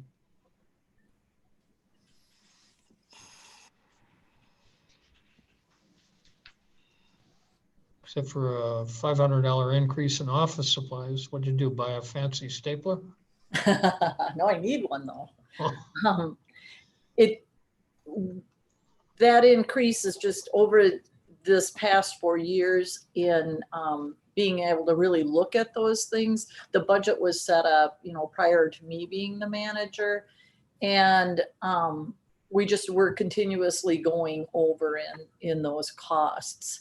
And so I just want it to reflect exactly what we spend instead of being over there. Our overall budget, we've come in good at the end of each year since I've been manager. And so it just means we keep tweaking from a different line item. So that's why that bigger increase in Eau Claire County, I think the $500 increase is in the Dunn County. Well, we only had $223 for an entire year of office supplies. And really kind of started out this department without any office supplies whatsoever, not a printer, not a computer, not a stapler, not to mention a fancy one. So we're just catching up basically with the times from this department being a 24-hour department that we serve the community, and starting from zero equipment and those line items to just bringing it up a little closer to realistic. I appreciate that attitude. Budgets are always kind of guesswork anyway, but I do appreciate the effort to make it as real as possible. So thank you for that. Anybody else? Questions, comments? Anything Marcy can enlighten you on in terms of the ME budget? Don't see or hear anything. I'd entertain a motion that we forward the medical examiner budget to the executive committee. So moved. Carl moves. Second. Was that Mike? Yeah. Mike seconds. Questions, comments, discussion? Motion is to forward the budget for the medical examiner to the executive committee as presented. All those in favor say aye. Aye. Aye. Any opposed? Motion carries. Thank you very much. Oh, and you kept it short too. Thank you. Thank you.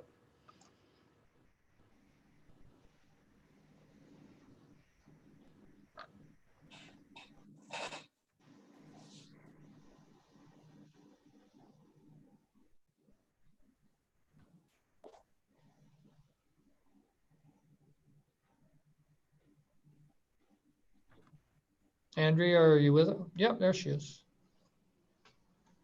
Andrea, you're on. All right, so my budget looks really good. Probably the first time I've had it go down in pretty much every, I have the DA budget, victim witness, then the grant budgets. And I've had a very seasoned office, and I've had, I have a retirement and victim witness. And then I've had some change in personnel, move from individuals who are not electing to take the county's health insurance or are single. So that's, I think, resulted in the, decreased requests for my budget. Some line items did increase. I think total I asked for an additional $2,500 for the additional 2 prosecutors I have, as well as now a legal secretary. So I tried to be very mindful of the county's current financial situation. Historically, I always go over in office supplies, but our office supplies really should be considering operating supplies, but my predecessor had it set up this way, so I just sort of kept it this way. But I always go over in that line item, but now that we're paperless, I'm hoping that that will continue to hopefully keep within budget, but usually we have other line items that make up for it. So, I mean, overall, I'm down on budget. I as well did ask for cell phones on call, and just given personnel matters as well as communicating with law enforcement in our digital era, not wanting the prosecutors to have their personal cell phones be turned over as evidence. So, but otherwise, it's, I think, pretty straight. Happy to answer any questions anyone has.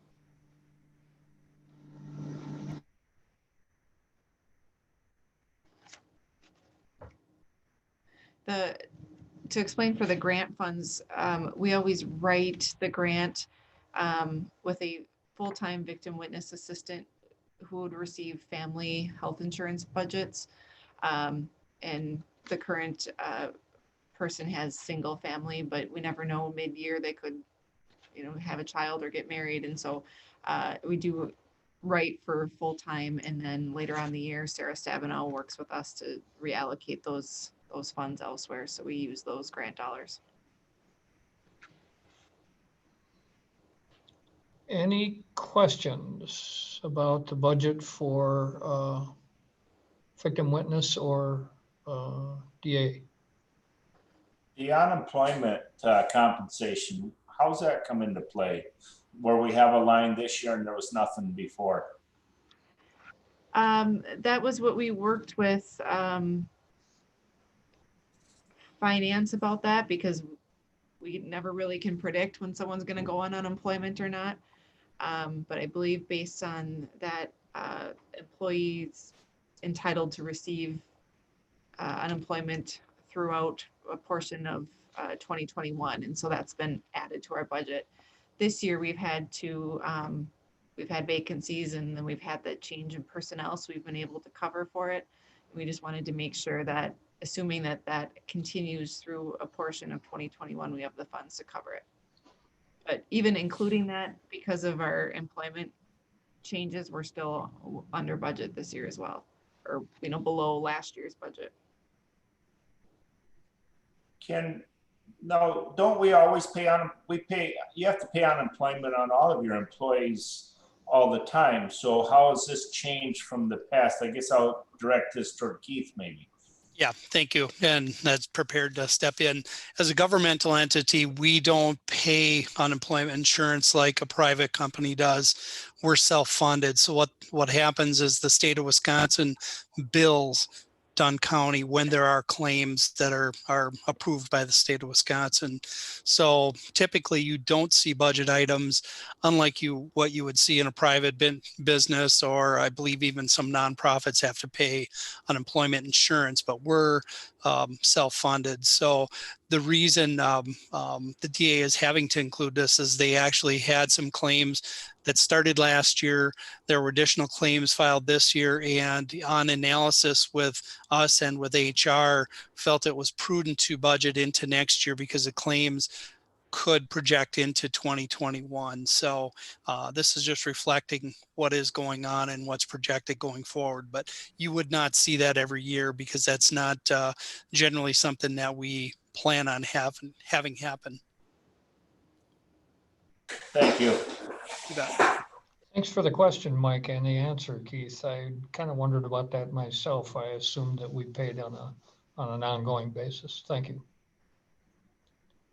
Other questions? What do we got here?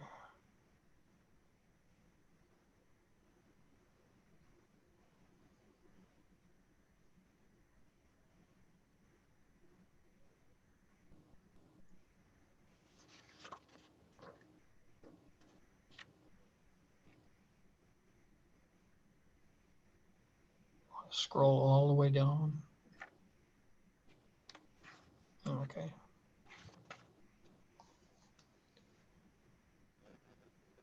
If it helps, Chairman, you're looking at the grant fund right now. And so, I mean, those are generally a fixed price and then we move them around as needed. But anything that's G1240001 is our state grant, and then the G124 ending with a 2 is our federal grant. And are those grants fixed, or are they percentages? Are they actual expenses? How are they determined? Those are fixed. So those are the dollars that we receive. Okay. So then we just have to fit our expenses into the amount of available grant funding. Correct. Okay, thank you. Anybody else? Questions? Seeing none. And again, I can't see everyone, so you have to speak up. I will entertain a motion to forward the DA and victim witness budgets to the executive committee. Jim Zons, I so move that we forward the budget onto the executive committee. Motion by Jim Zons. No, second. Seconded by, who was that? Bob. Oh, thank you, Bob. Comments, conversation, discussion, questions, arguments?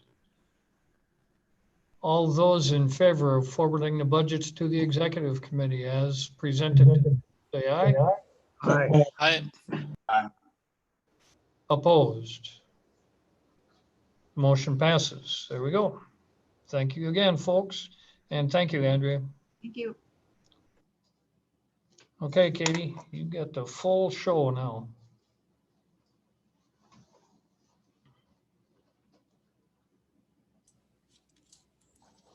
Okay, I'll get this up here. Yep, there you go. So you'll see there's a little bit of an increase with the court's budget this year. I'm not going to lie about it by any means. I'll scroll down to page 2 and I can explain it a little bit better. So our revenue stayed pretty much the same. There's a $21,000 increase for the state judicial assistant line item. That's due to us receiving a third judge starting August 1st of 2021. So come 2022, we should see an additional probably up to $40,000, if not a little bit more. The state had said that I should project for about a $21,000 increase of revenue. My other revenue line items, I kept them the same. I didn't feel comfortable increasing them due to COVID this year. I know last year for 2020, I did increase our budget, so I want to wait one more year before we try to increase any revenues. The other financing source for the capital expenditure, that's a large increase due to requesting video conferencing technology. So that would be to put video conferencing in our branch 3 and branch 4 courtroom and update our hearing room. Currently, right now, we only have the 2 judges. So the plan would be is we would move the new judge into courtroom 3.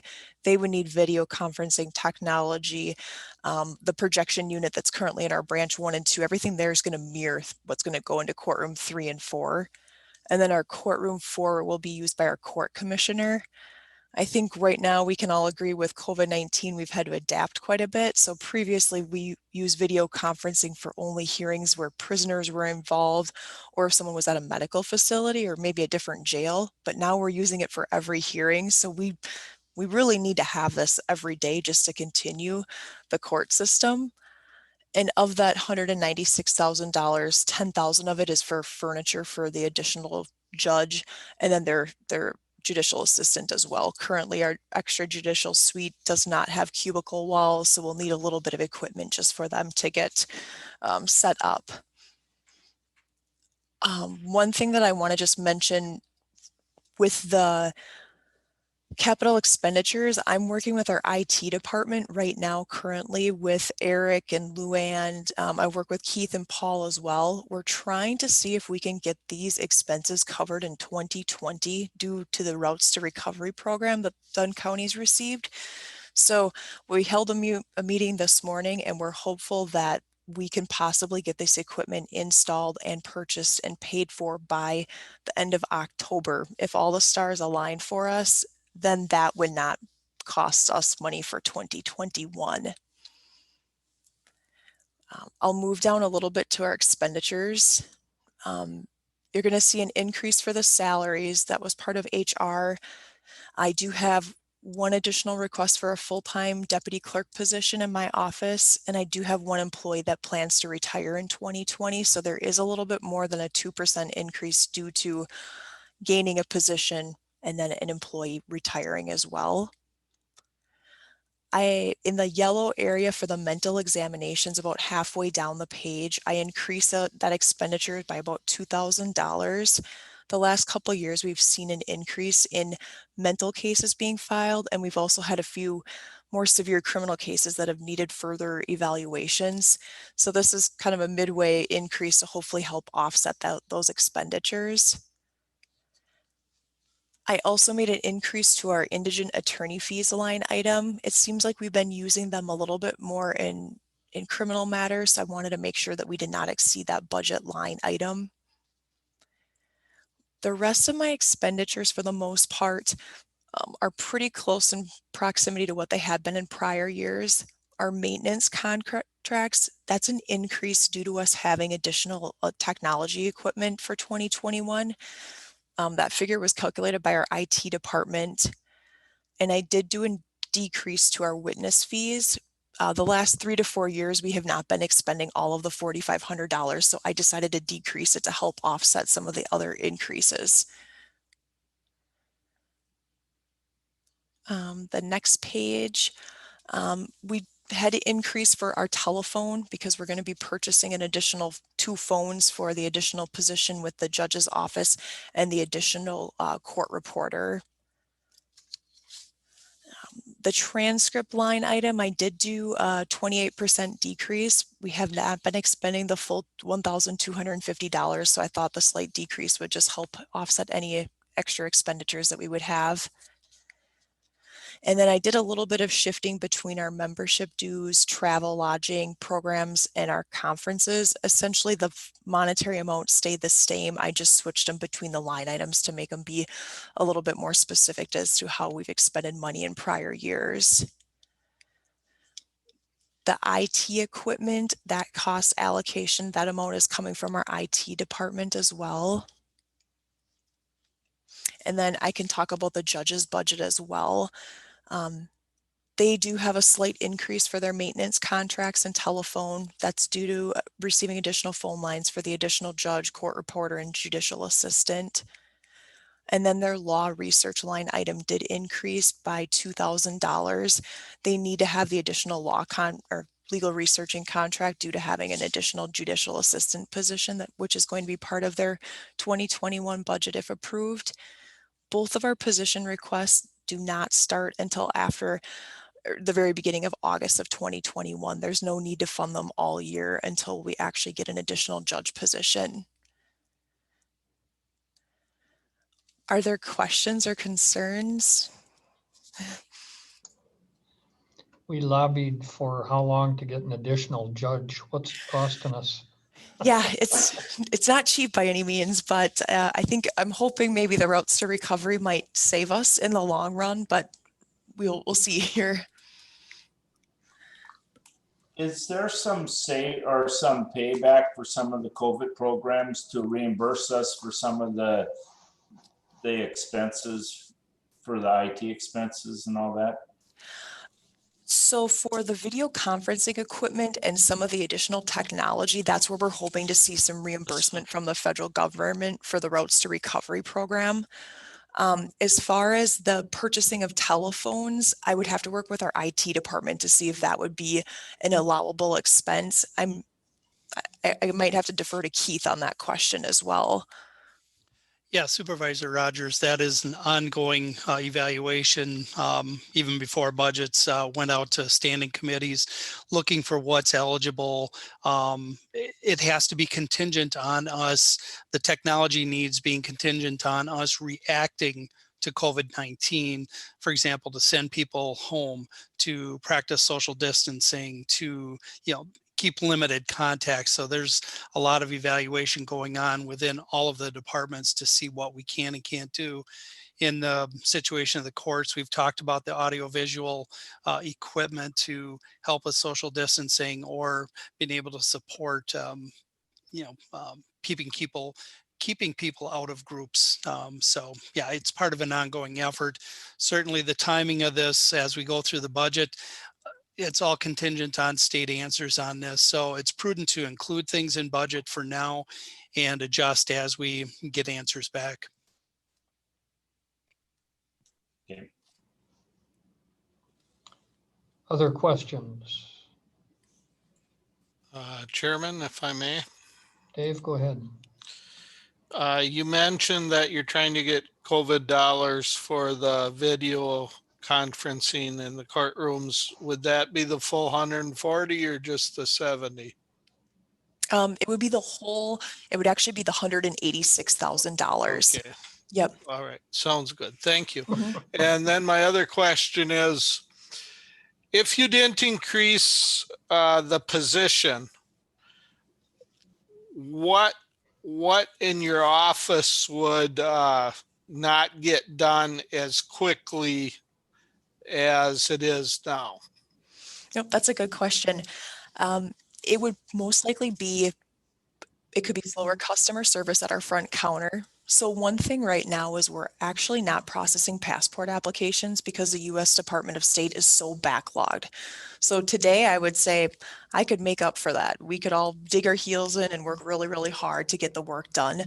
But if we ever revert back to normal workflow where we are accepting passport applications and having the public come in, I can see a decrease in service for the public getting the fast customer service. It might take a little bit longer to process judgment and convictions in our criminal area. That's probably our heaviest caseload out of all of our case types. I'm a hard worker myself, so I'm willing to dig in and do whatever we need to do. We would see some detrimental things. I don't think it would result in lawsuits on the county or anything of that necessity. We would process our judgments as fast as we can. I think some of it would be a little bit of a decrease in office morale, maybe just with staff expecting to do more with less. But I think we also have to be realistic that we need to do what we need to do, and we should be happy we have positions and jobs, and we'll do what we need to do. When you say not process the judgments quite as quick? Is that, would there be any extra cost because they're not getting done as quick, or it just wouldn't be done as quick for the public? Like it might be take a month instead of 2 weeks. I guess I'm asking for an explanation. I don't quite understand that. Yep, I have a policy that everything should be processed within 24 hours of being filed at our office. That's kind of a model record court keeping standard that if it's filed with the clerk of court's office within 24 hours, some sort of action needs to be filed on it. So it wouldn't be 2 weeks out. It might be 2 days, 48 hours, 36 hours, it might be 2 or 3 days versus the 1 day turnaround time. And I guess my next question is, if we didn't fund this position you're asking for at this time, you would have somebody that could move into that position for that judge? There would be quite a bit of training to do. But there would be for a new one too, right? Correct, yep. Yep. I guess I would lean towards, I would like to see us try without funding that position and give it the half a year and see how it goes. That's the way I would lean towards it. I don't know how the rest of the committee feels. I want to remind you that our chief financial officer, when we started, said we were $1 million over. And I think that was in the levy, not necessarily in the debt that we've talked about borrowing. So I'm just throwing that out there. Mr. Chair, can I add something? Go ahead, Keith. There were two adjustments, potential adjustments that came to light after the budget was presented to the county board at the end of July. One of them was related to the new staff position. Katie did do additional review and conversation with myself and HR, and it was determined that when the initial budget was put together, the new position was inadvertently funded for the full year. When in fact the request was to do it effective August 1st, 2021. So that actually reduces the levy ask if you make that adjustment to an August 1st start by 58,526. So that would be one recommendation I would suggest coming out of the committee here recommending this forward, is to make that adjustment to reduce the staffing costs reflective of the request of August 1st. Depending on your decision on staffing and the budget. The other thing is there was another aspect to this, that when the 2020 budget was developed, we actually, there was a request for funding for the third judge position and the staff and equipment, telephones, furniture, all of that. Originally, it was in the clerk of court's budget, but in settling the budget for 2020, it was actually placed into contingency. And because there was some thought that possibly we would have been awarded the judge sooner than we were. There is $69,000 and $69,015 remaining in contingency that could be carried forward into fund these additional positions or the equipment related to the third judge, or at your discretion for the clerk of court or the court operations. So that would be another levy reduction of $69,015. It would essentially be carry forward of this year's levy into 2021 for those operations. So those are two adjustments I would suggest consideration of including in your recommendation. And what would be the difference of letting that contingency fund stay where it is and not being used, and use 69,000 out of general fund to fund the levy that would be the same thing, wouldn't it? Correct. It would adjust for the 21 budget, how it's being presented. You would actually be showing the orderly transfer of it versus just a net result I transfer. think it's a little bit more transparent on what we're spending for 2021.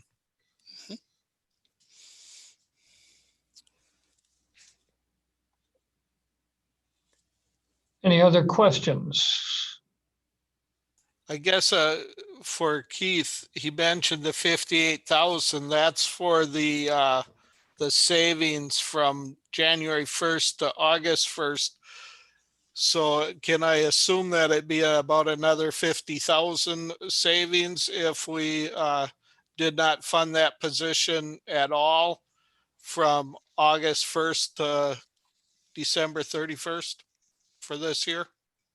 I'm looking at the position summary that was distributed the end of July. And let's see here. If you're talking the deputy clerk position, I believe that's $30,514. And Keith, was that $58,000? That was actually for the judicial assistant position that was put in the budget from January to August. Correct. I don't know if it matters, but that was okay. Yep. So Chairman Bartlett, it's slightly less than the 50,000 projected, but yeah, there would be savings, no doubt.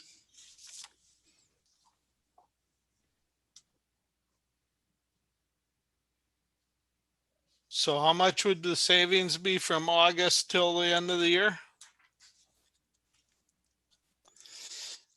Based on what was presented, I see the judicial assistant is at $33,045. And Katie, help me out here. This court services deputy clerk, that was the unfunded position being funded, correct? Correct. So that yep. would be another 30,514. So those two positions are actually in the budget in support of that additional judge. Is that correct, Katie? Yes, that's correct. So Chairman Bartlett, if you were looking to remove funding for both, it would be just over $63,000. Now clarify for me, is that from the beginning of the year to the 1st of August? That is for the balance of the year, 1st of August through the end of the year. Okay.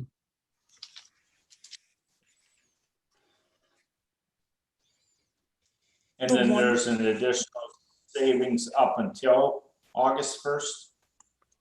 Correct. That's at $58,526.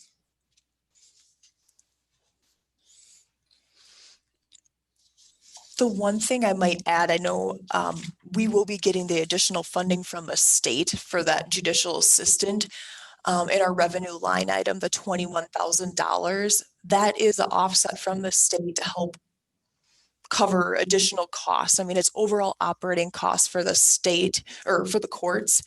So I don't know if it helps to look at the $21,000 increase of revenue could help offset the positions.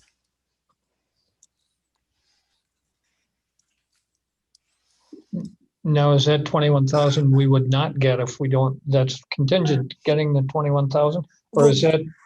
We'll receive it no matter what, just based off of the judgeship position. Yep. Okay. So they're going to fund the judge and the, correct. Okay. What it covers is you get a base amount per judicial branch in each county, and then you get a percentage of all of your overall operating expenses for each year. They prorate that. So sometimes that amount changes. It just kind of depends on what your expenditures are, but we've been holding steady at about $150,000 reimbursement from the state the last 10 years, probably.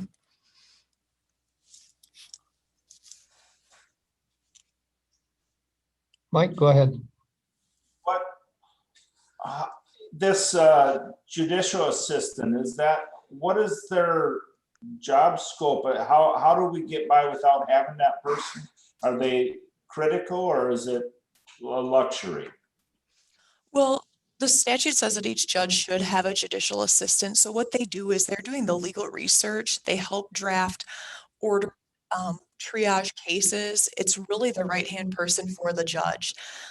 One thing to keep in mind that judges are busy on the bench all day, so they're the ones fielding the phone call questions, working with different agencies, coordinating meetings. If without having the judicial assistants, the judges would be putting in a lot more time here than what they currently do. Nights, weekends, they are very busy. They also have authority to help sign documents if need be to move them along through the court system. In the paper world, we would have used a rubber stamp. They're doing it electronic means, so they're helping with the judge's workflow as well. If the judges were here, I know that they would highly urge that that is a critical position to have as part of their team in order just to stay above the water.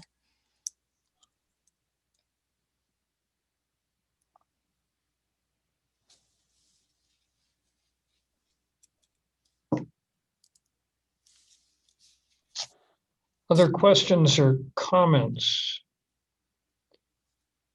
Chairman Bartlett, since you seem to have the best grasp of what it is exactly that you would like to see, I would invite you to make a motion to forward the budget to the executive committee with those provisions that you outlined earlier.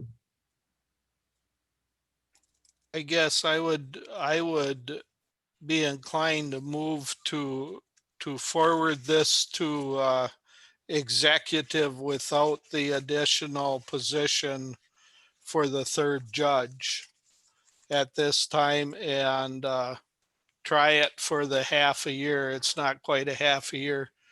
Try it for that and see how it goes. We've got a long ways to go to balance this budget.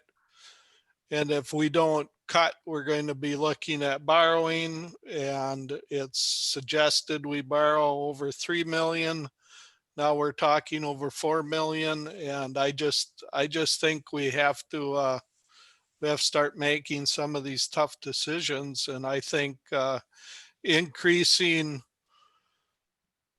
or I shouldn't say increasing the time, you're actually decreasing the services to the public. I realize that, but I think that amount of decreasing the services isn't going to, I just don't think that's going to be that big of a deal.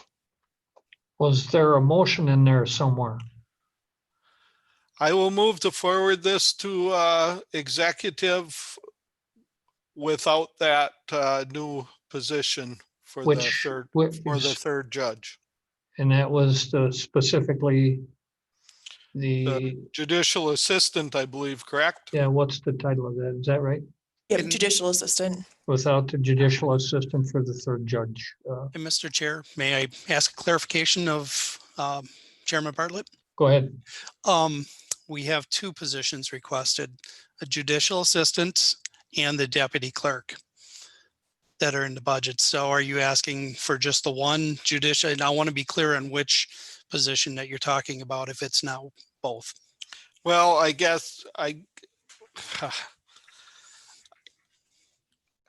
I would like to eliminate one of the positions, and I realize there's got to be a judicial assistant so that it would come out of Katie's office. So maybe it would be simpler if I would say to eliminate the deputy clerk position. I guess what I'm saying is I'd like to try to get by without adding two positions. Now, I don't know which position would be the easiest or the most understandable to not fund at this time. I shouldn't say eliminate, just not fund at this time. If in my interpretation, it would be the deputy clerk position that would. Okay. But somebody can chime in if they. It seems like the judicial assistant is more tied more directly to the third judgeship. Right. So they need that. Yeah. Eliminate I will make the motion that we do not fund the new one deputy clerk position. Okay, That was unfunded in 2020.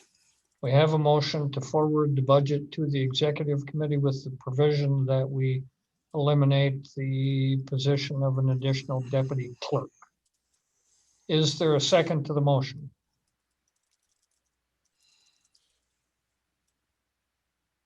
Jim Zons, I'll second. Thank you, Jim. Jim Zahn seconds. Any discussion, any further discussion? Can you clarify, you're not eliminating the position, you're just not funding the position, Right. correct? It was not funded for 2020 and it would be not funded for, and I think Katie, the way I understand it, Katie was asking for it to be funded again starting in August, and I'm asking for it not to be funded this year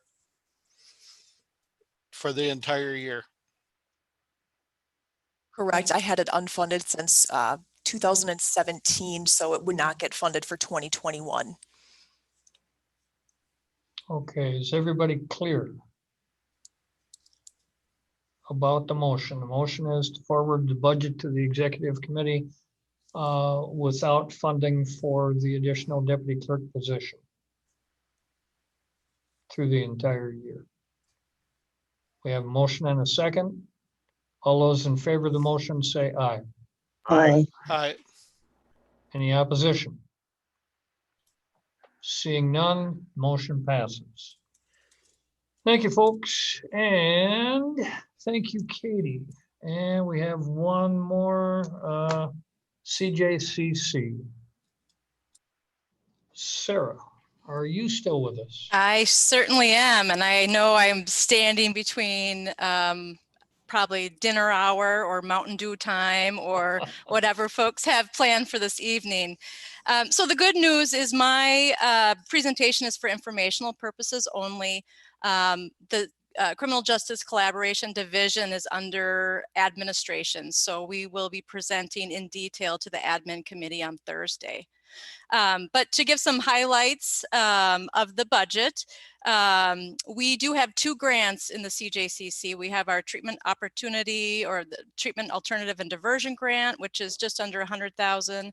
And then we have our reentry grant, which is about 80,000. And then we also receive revenues through our treatment court fees. So the budget for the CJCC, and Katie, are you finding it? It looks like it should be on page 5 of 13. All right, that's where it starts. Okay, so some just general highlights. So as you've heard, the personnel costs are modestly going up for 2021, and those numbers were set by HR. The maintenance cost for our division has went up significantly. So we have IT maintenance costs, then we also have IT equipment costs because we're on the rotation with IT to get some of that equipment replaced. So those numbers come from IT.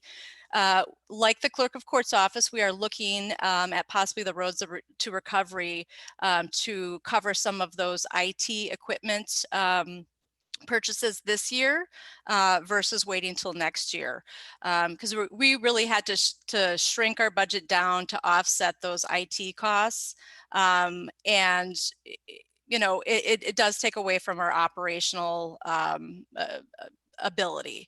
Our budget really comes down to personnel and then some operational costs, the largest one being drug testing for our treatment court, but staff administer treatment court, the treatment opportunity program, the reentry program, and then some other collaborative activities like family treatment court. So we do a lot with a little. Our staff are multi-program adept. So that really gives us the ability to cover all the programs and not just tie it into one person. When we're looking at the grant costs for the TAD grant, that largely goes into staff costs for our criminal justice assessor, and then a little bit of training dollars, a little bit of drug testing dollars for that top program that we have. Our reentry grant, that largely goes into a contract with the Center for Independent Living, where we contract peer specialists to work with folks that are in the jail and help them transition back into the community. So those grants are non-competitive for 2021. So we'll be getting those assuredly. But when we get into 2022, those grants will go competitive again. So this time next year, we'll be looking at kind of going back to the drawing board with the programs and a request to the state. But right now, those two grants are really fixed at those amounts. So overall, we did try to hold to the 0% increase. It really is just the personnel costs and some of those personnel kind of shifts in those that went up. We'll be getting additional, cell phones that we're going to have to fund next year. So those are just some shifts. Again, we're not adding anything. It's just shifting around the funding that we do have. Any questions?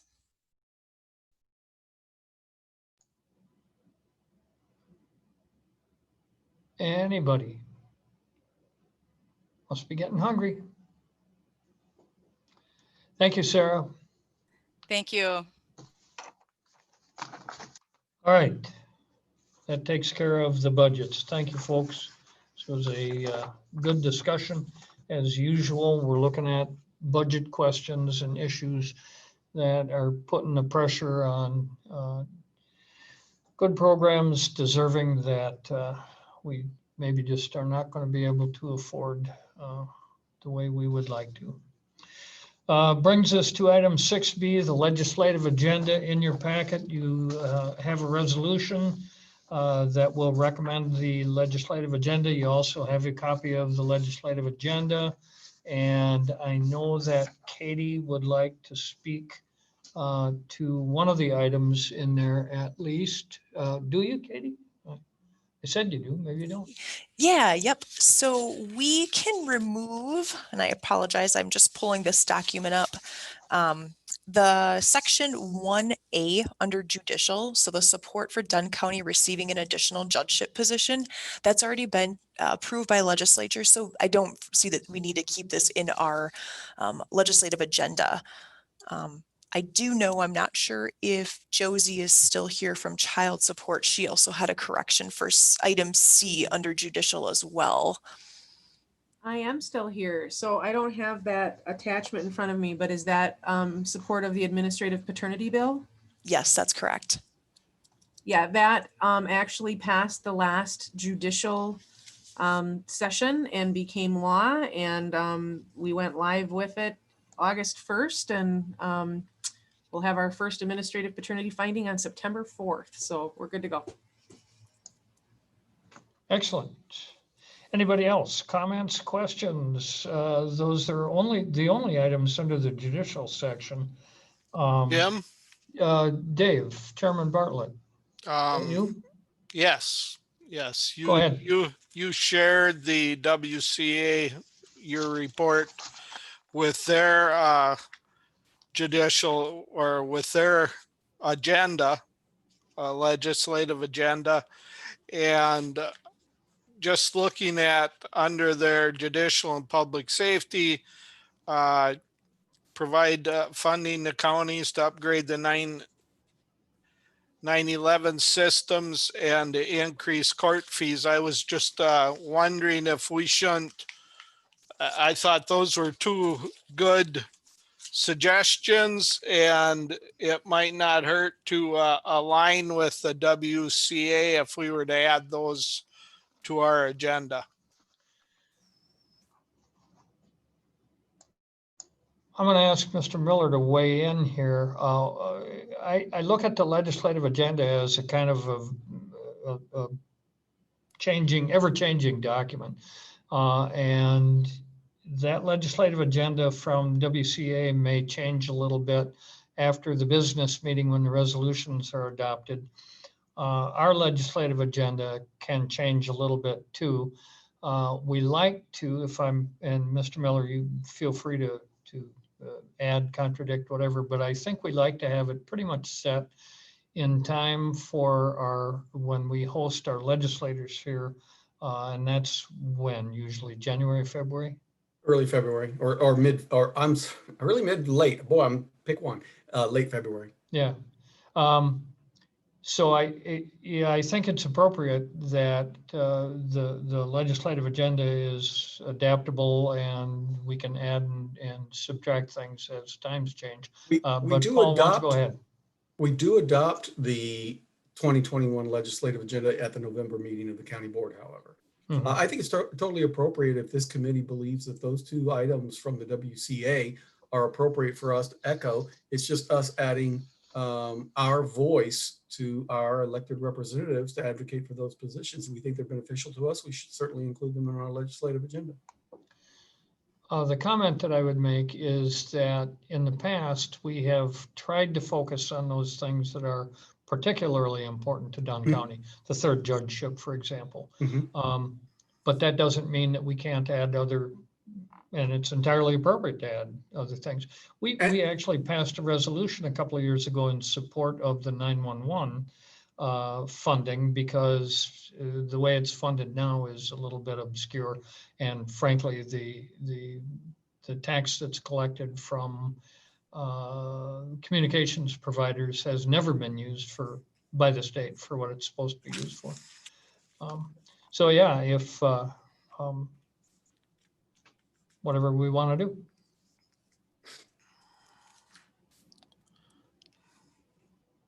I would suggest this.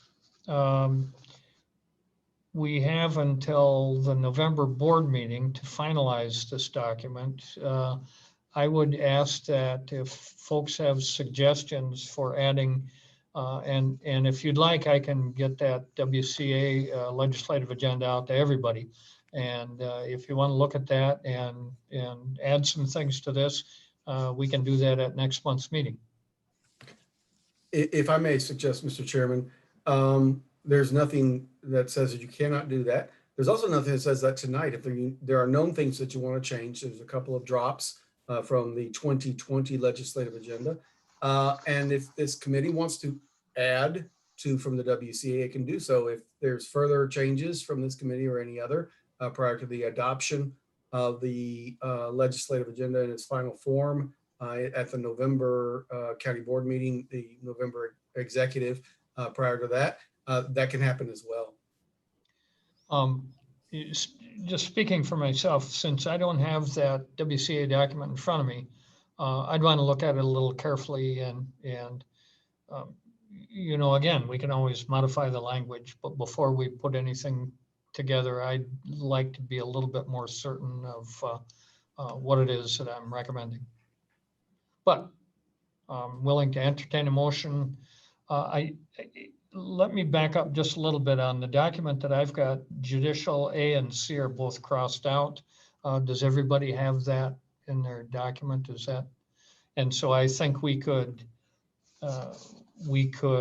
either pass this, we could have a resolution to approve this. What does the resolution say? The amended document. Exhibit A, yeah. The motion I'm that assuming may that be is- appropriate is for this committee to recommend to the executive committee the changes to the 2020 legislative agenda as addressed at this committee. And then Katie, who's taking the notes, and I will put our heads together, make sure we get it articulated correctly for what's forwarded to the executive committee. Yeah, because it does reference Exhibit A, and that's what the document is labeled here. So the two deletions would obviously be included. It's just if we wanted to add some additions, that could be done later. Somebody want to make a motion to that effect? Well, are you asking to make a motion now, or are you suggesting we wait until next month? I am suggesting that either one would be appropriate. If we go ahead and recommend this Exhibit A as per the resolution, we still have time to make additions to that legislative agenda document prior to the November meeting. On the other hand, if you don't want to do that and you want to do it all at once, we can put it off until next month. That's equally appropriate, I think. I'm fine with waiting with the suggestions that I had. They both talked about additional funding of things that the state asks us to do, and funding is tough for counties the way it is. So I thought it was appropriate that we would add that. But I'm fine if you want to send it out to the rest of the committee, and so everybody gets to look at it and chime in. I think that's great. I would, if you, do we need to send this to executive this month, or can it wait until September and go to executive in October? Yes. It can go to executive in October. Just for point of clarification, Chairman Tripp, you're not asked to endorse the entire slate. The 2020 resolution and legislative agenda was given as a reference point. What's expected from each committee is any changes to those areas that committee oversees, as opposed to recommending the resolution or the list. So the individual items, but there's nothing that says, again, that you can't, that this committee can't say we recommend those strikeouts as discussed, and we'll take up the WCA recommendations at its meeting in September. There will be time in October. We would prefer to take action, I think, Chairman Bartlett, on the legislative agenda in October so as not to unduly load up our November executive committee, which will have budget on Right. top of it. We'd like I to have it agree. in a more or less final form for the by the end of the October executive committee. Well, that's why I was asking for the October, and judicial will meet the end of September. So it would be enough time to get it to October on the 7th. So what's your preference? May I chime in, Chair? Absolutely. Bob? Yeah, I'd like to see it wait a little bit. I'd have somebody explain what that support increase in the gas tax was. It just says support increase in gas tax. What amount or whatever that is, I don't know.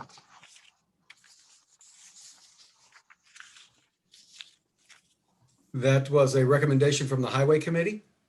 I was part of the 2020. They did not set an amount.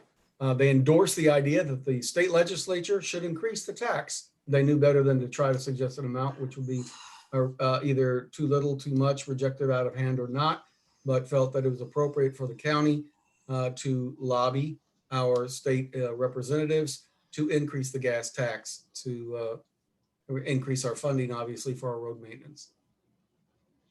One of the things about this document is that it's, we would simply be, I guess, putting a stamp of approval on a resolution that will ultimately come from the executive committee.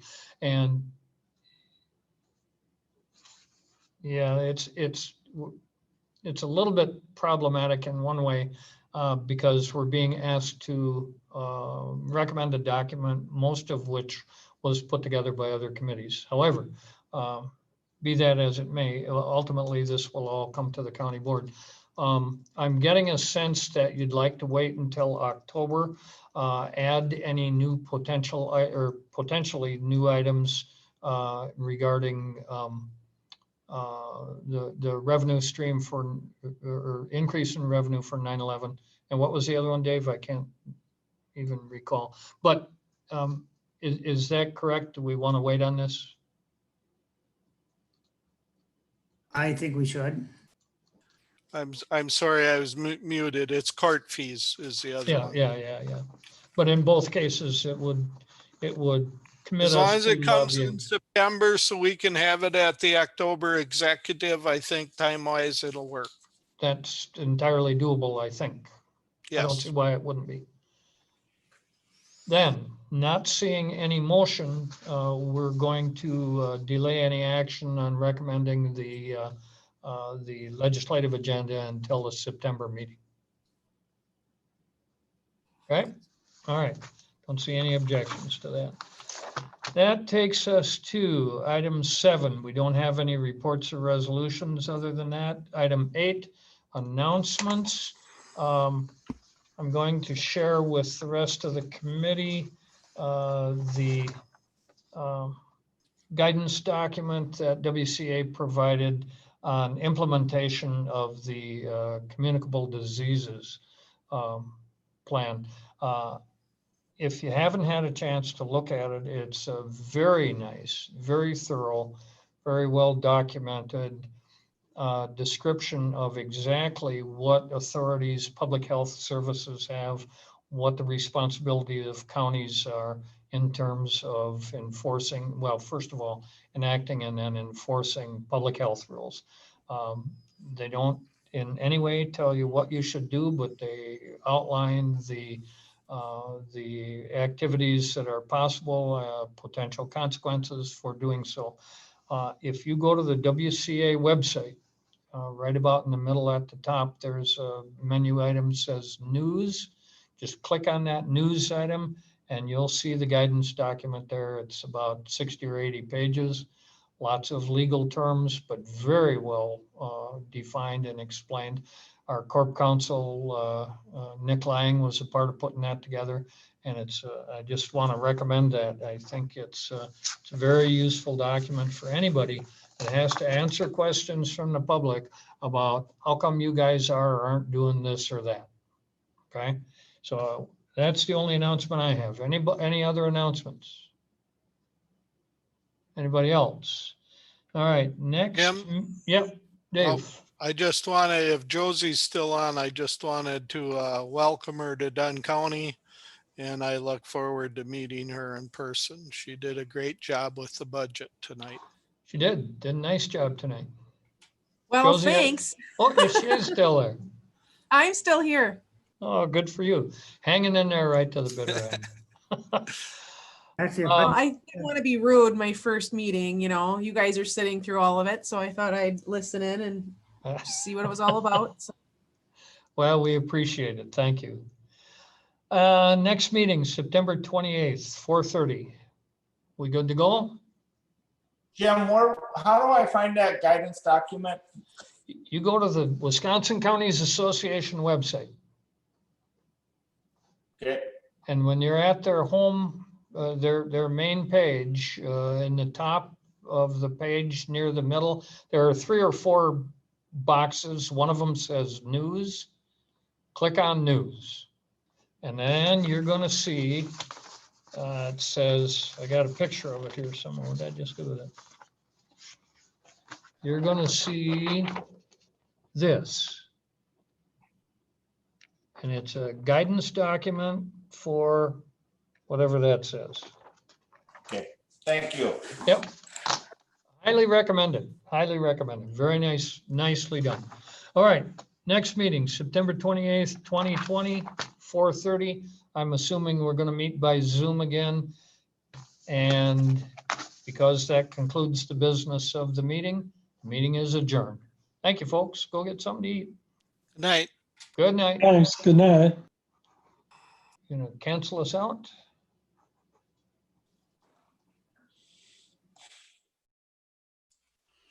Katie, if you want to stop the live stream, just click the down arrow on the live on YouTube up on top.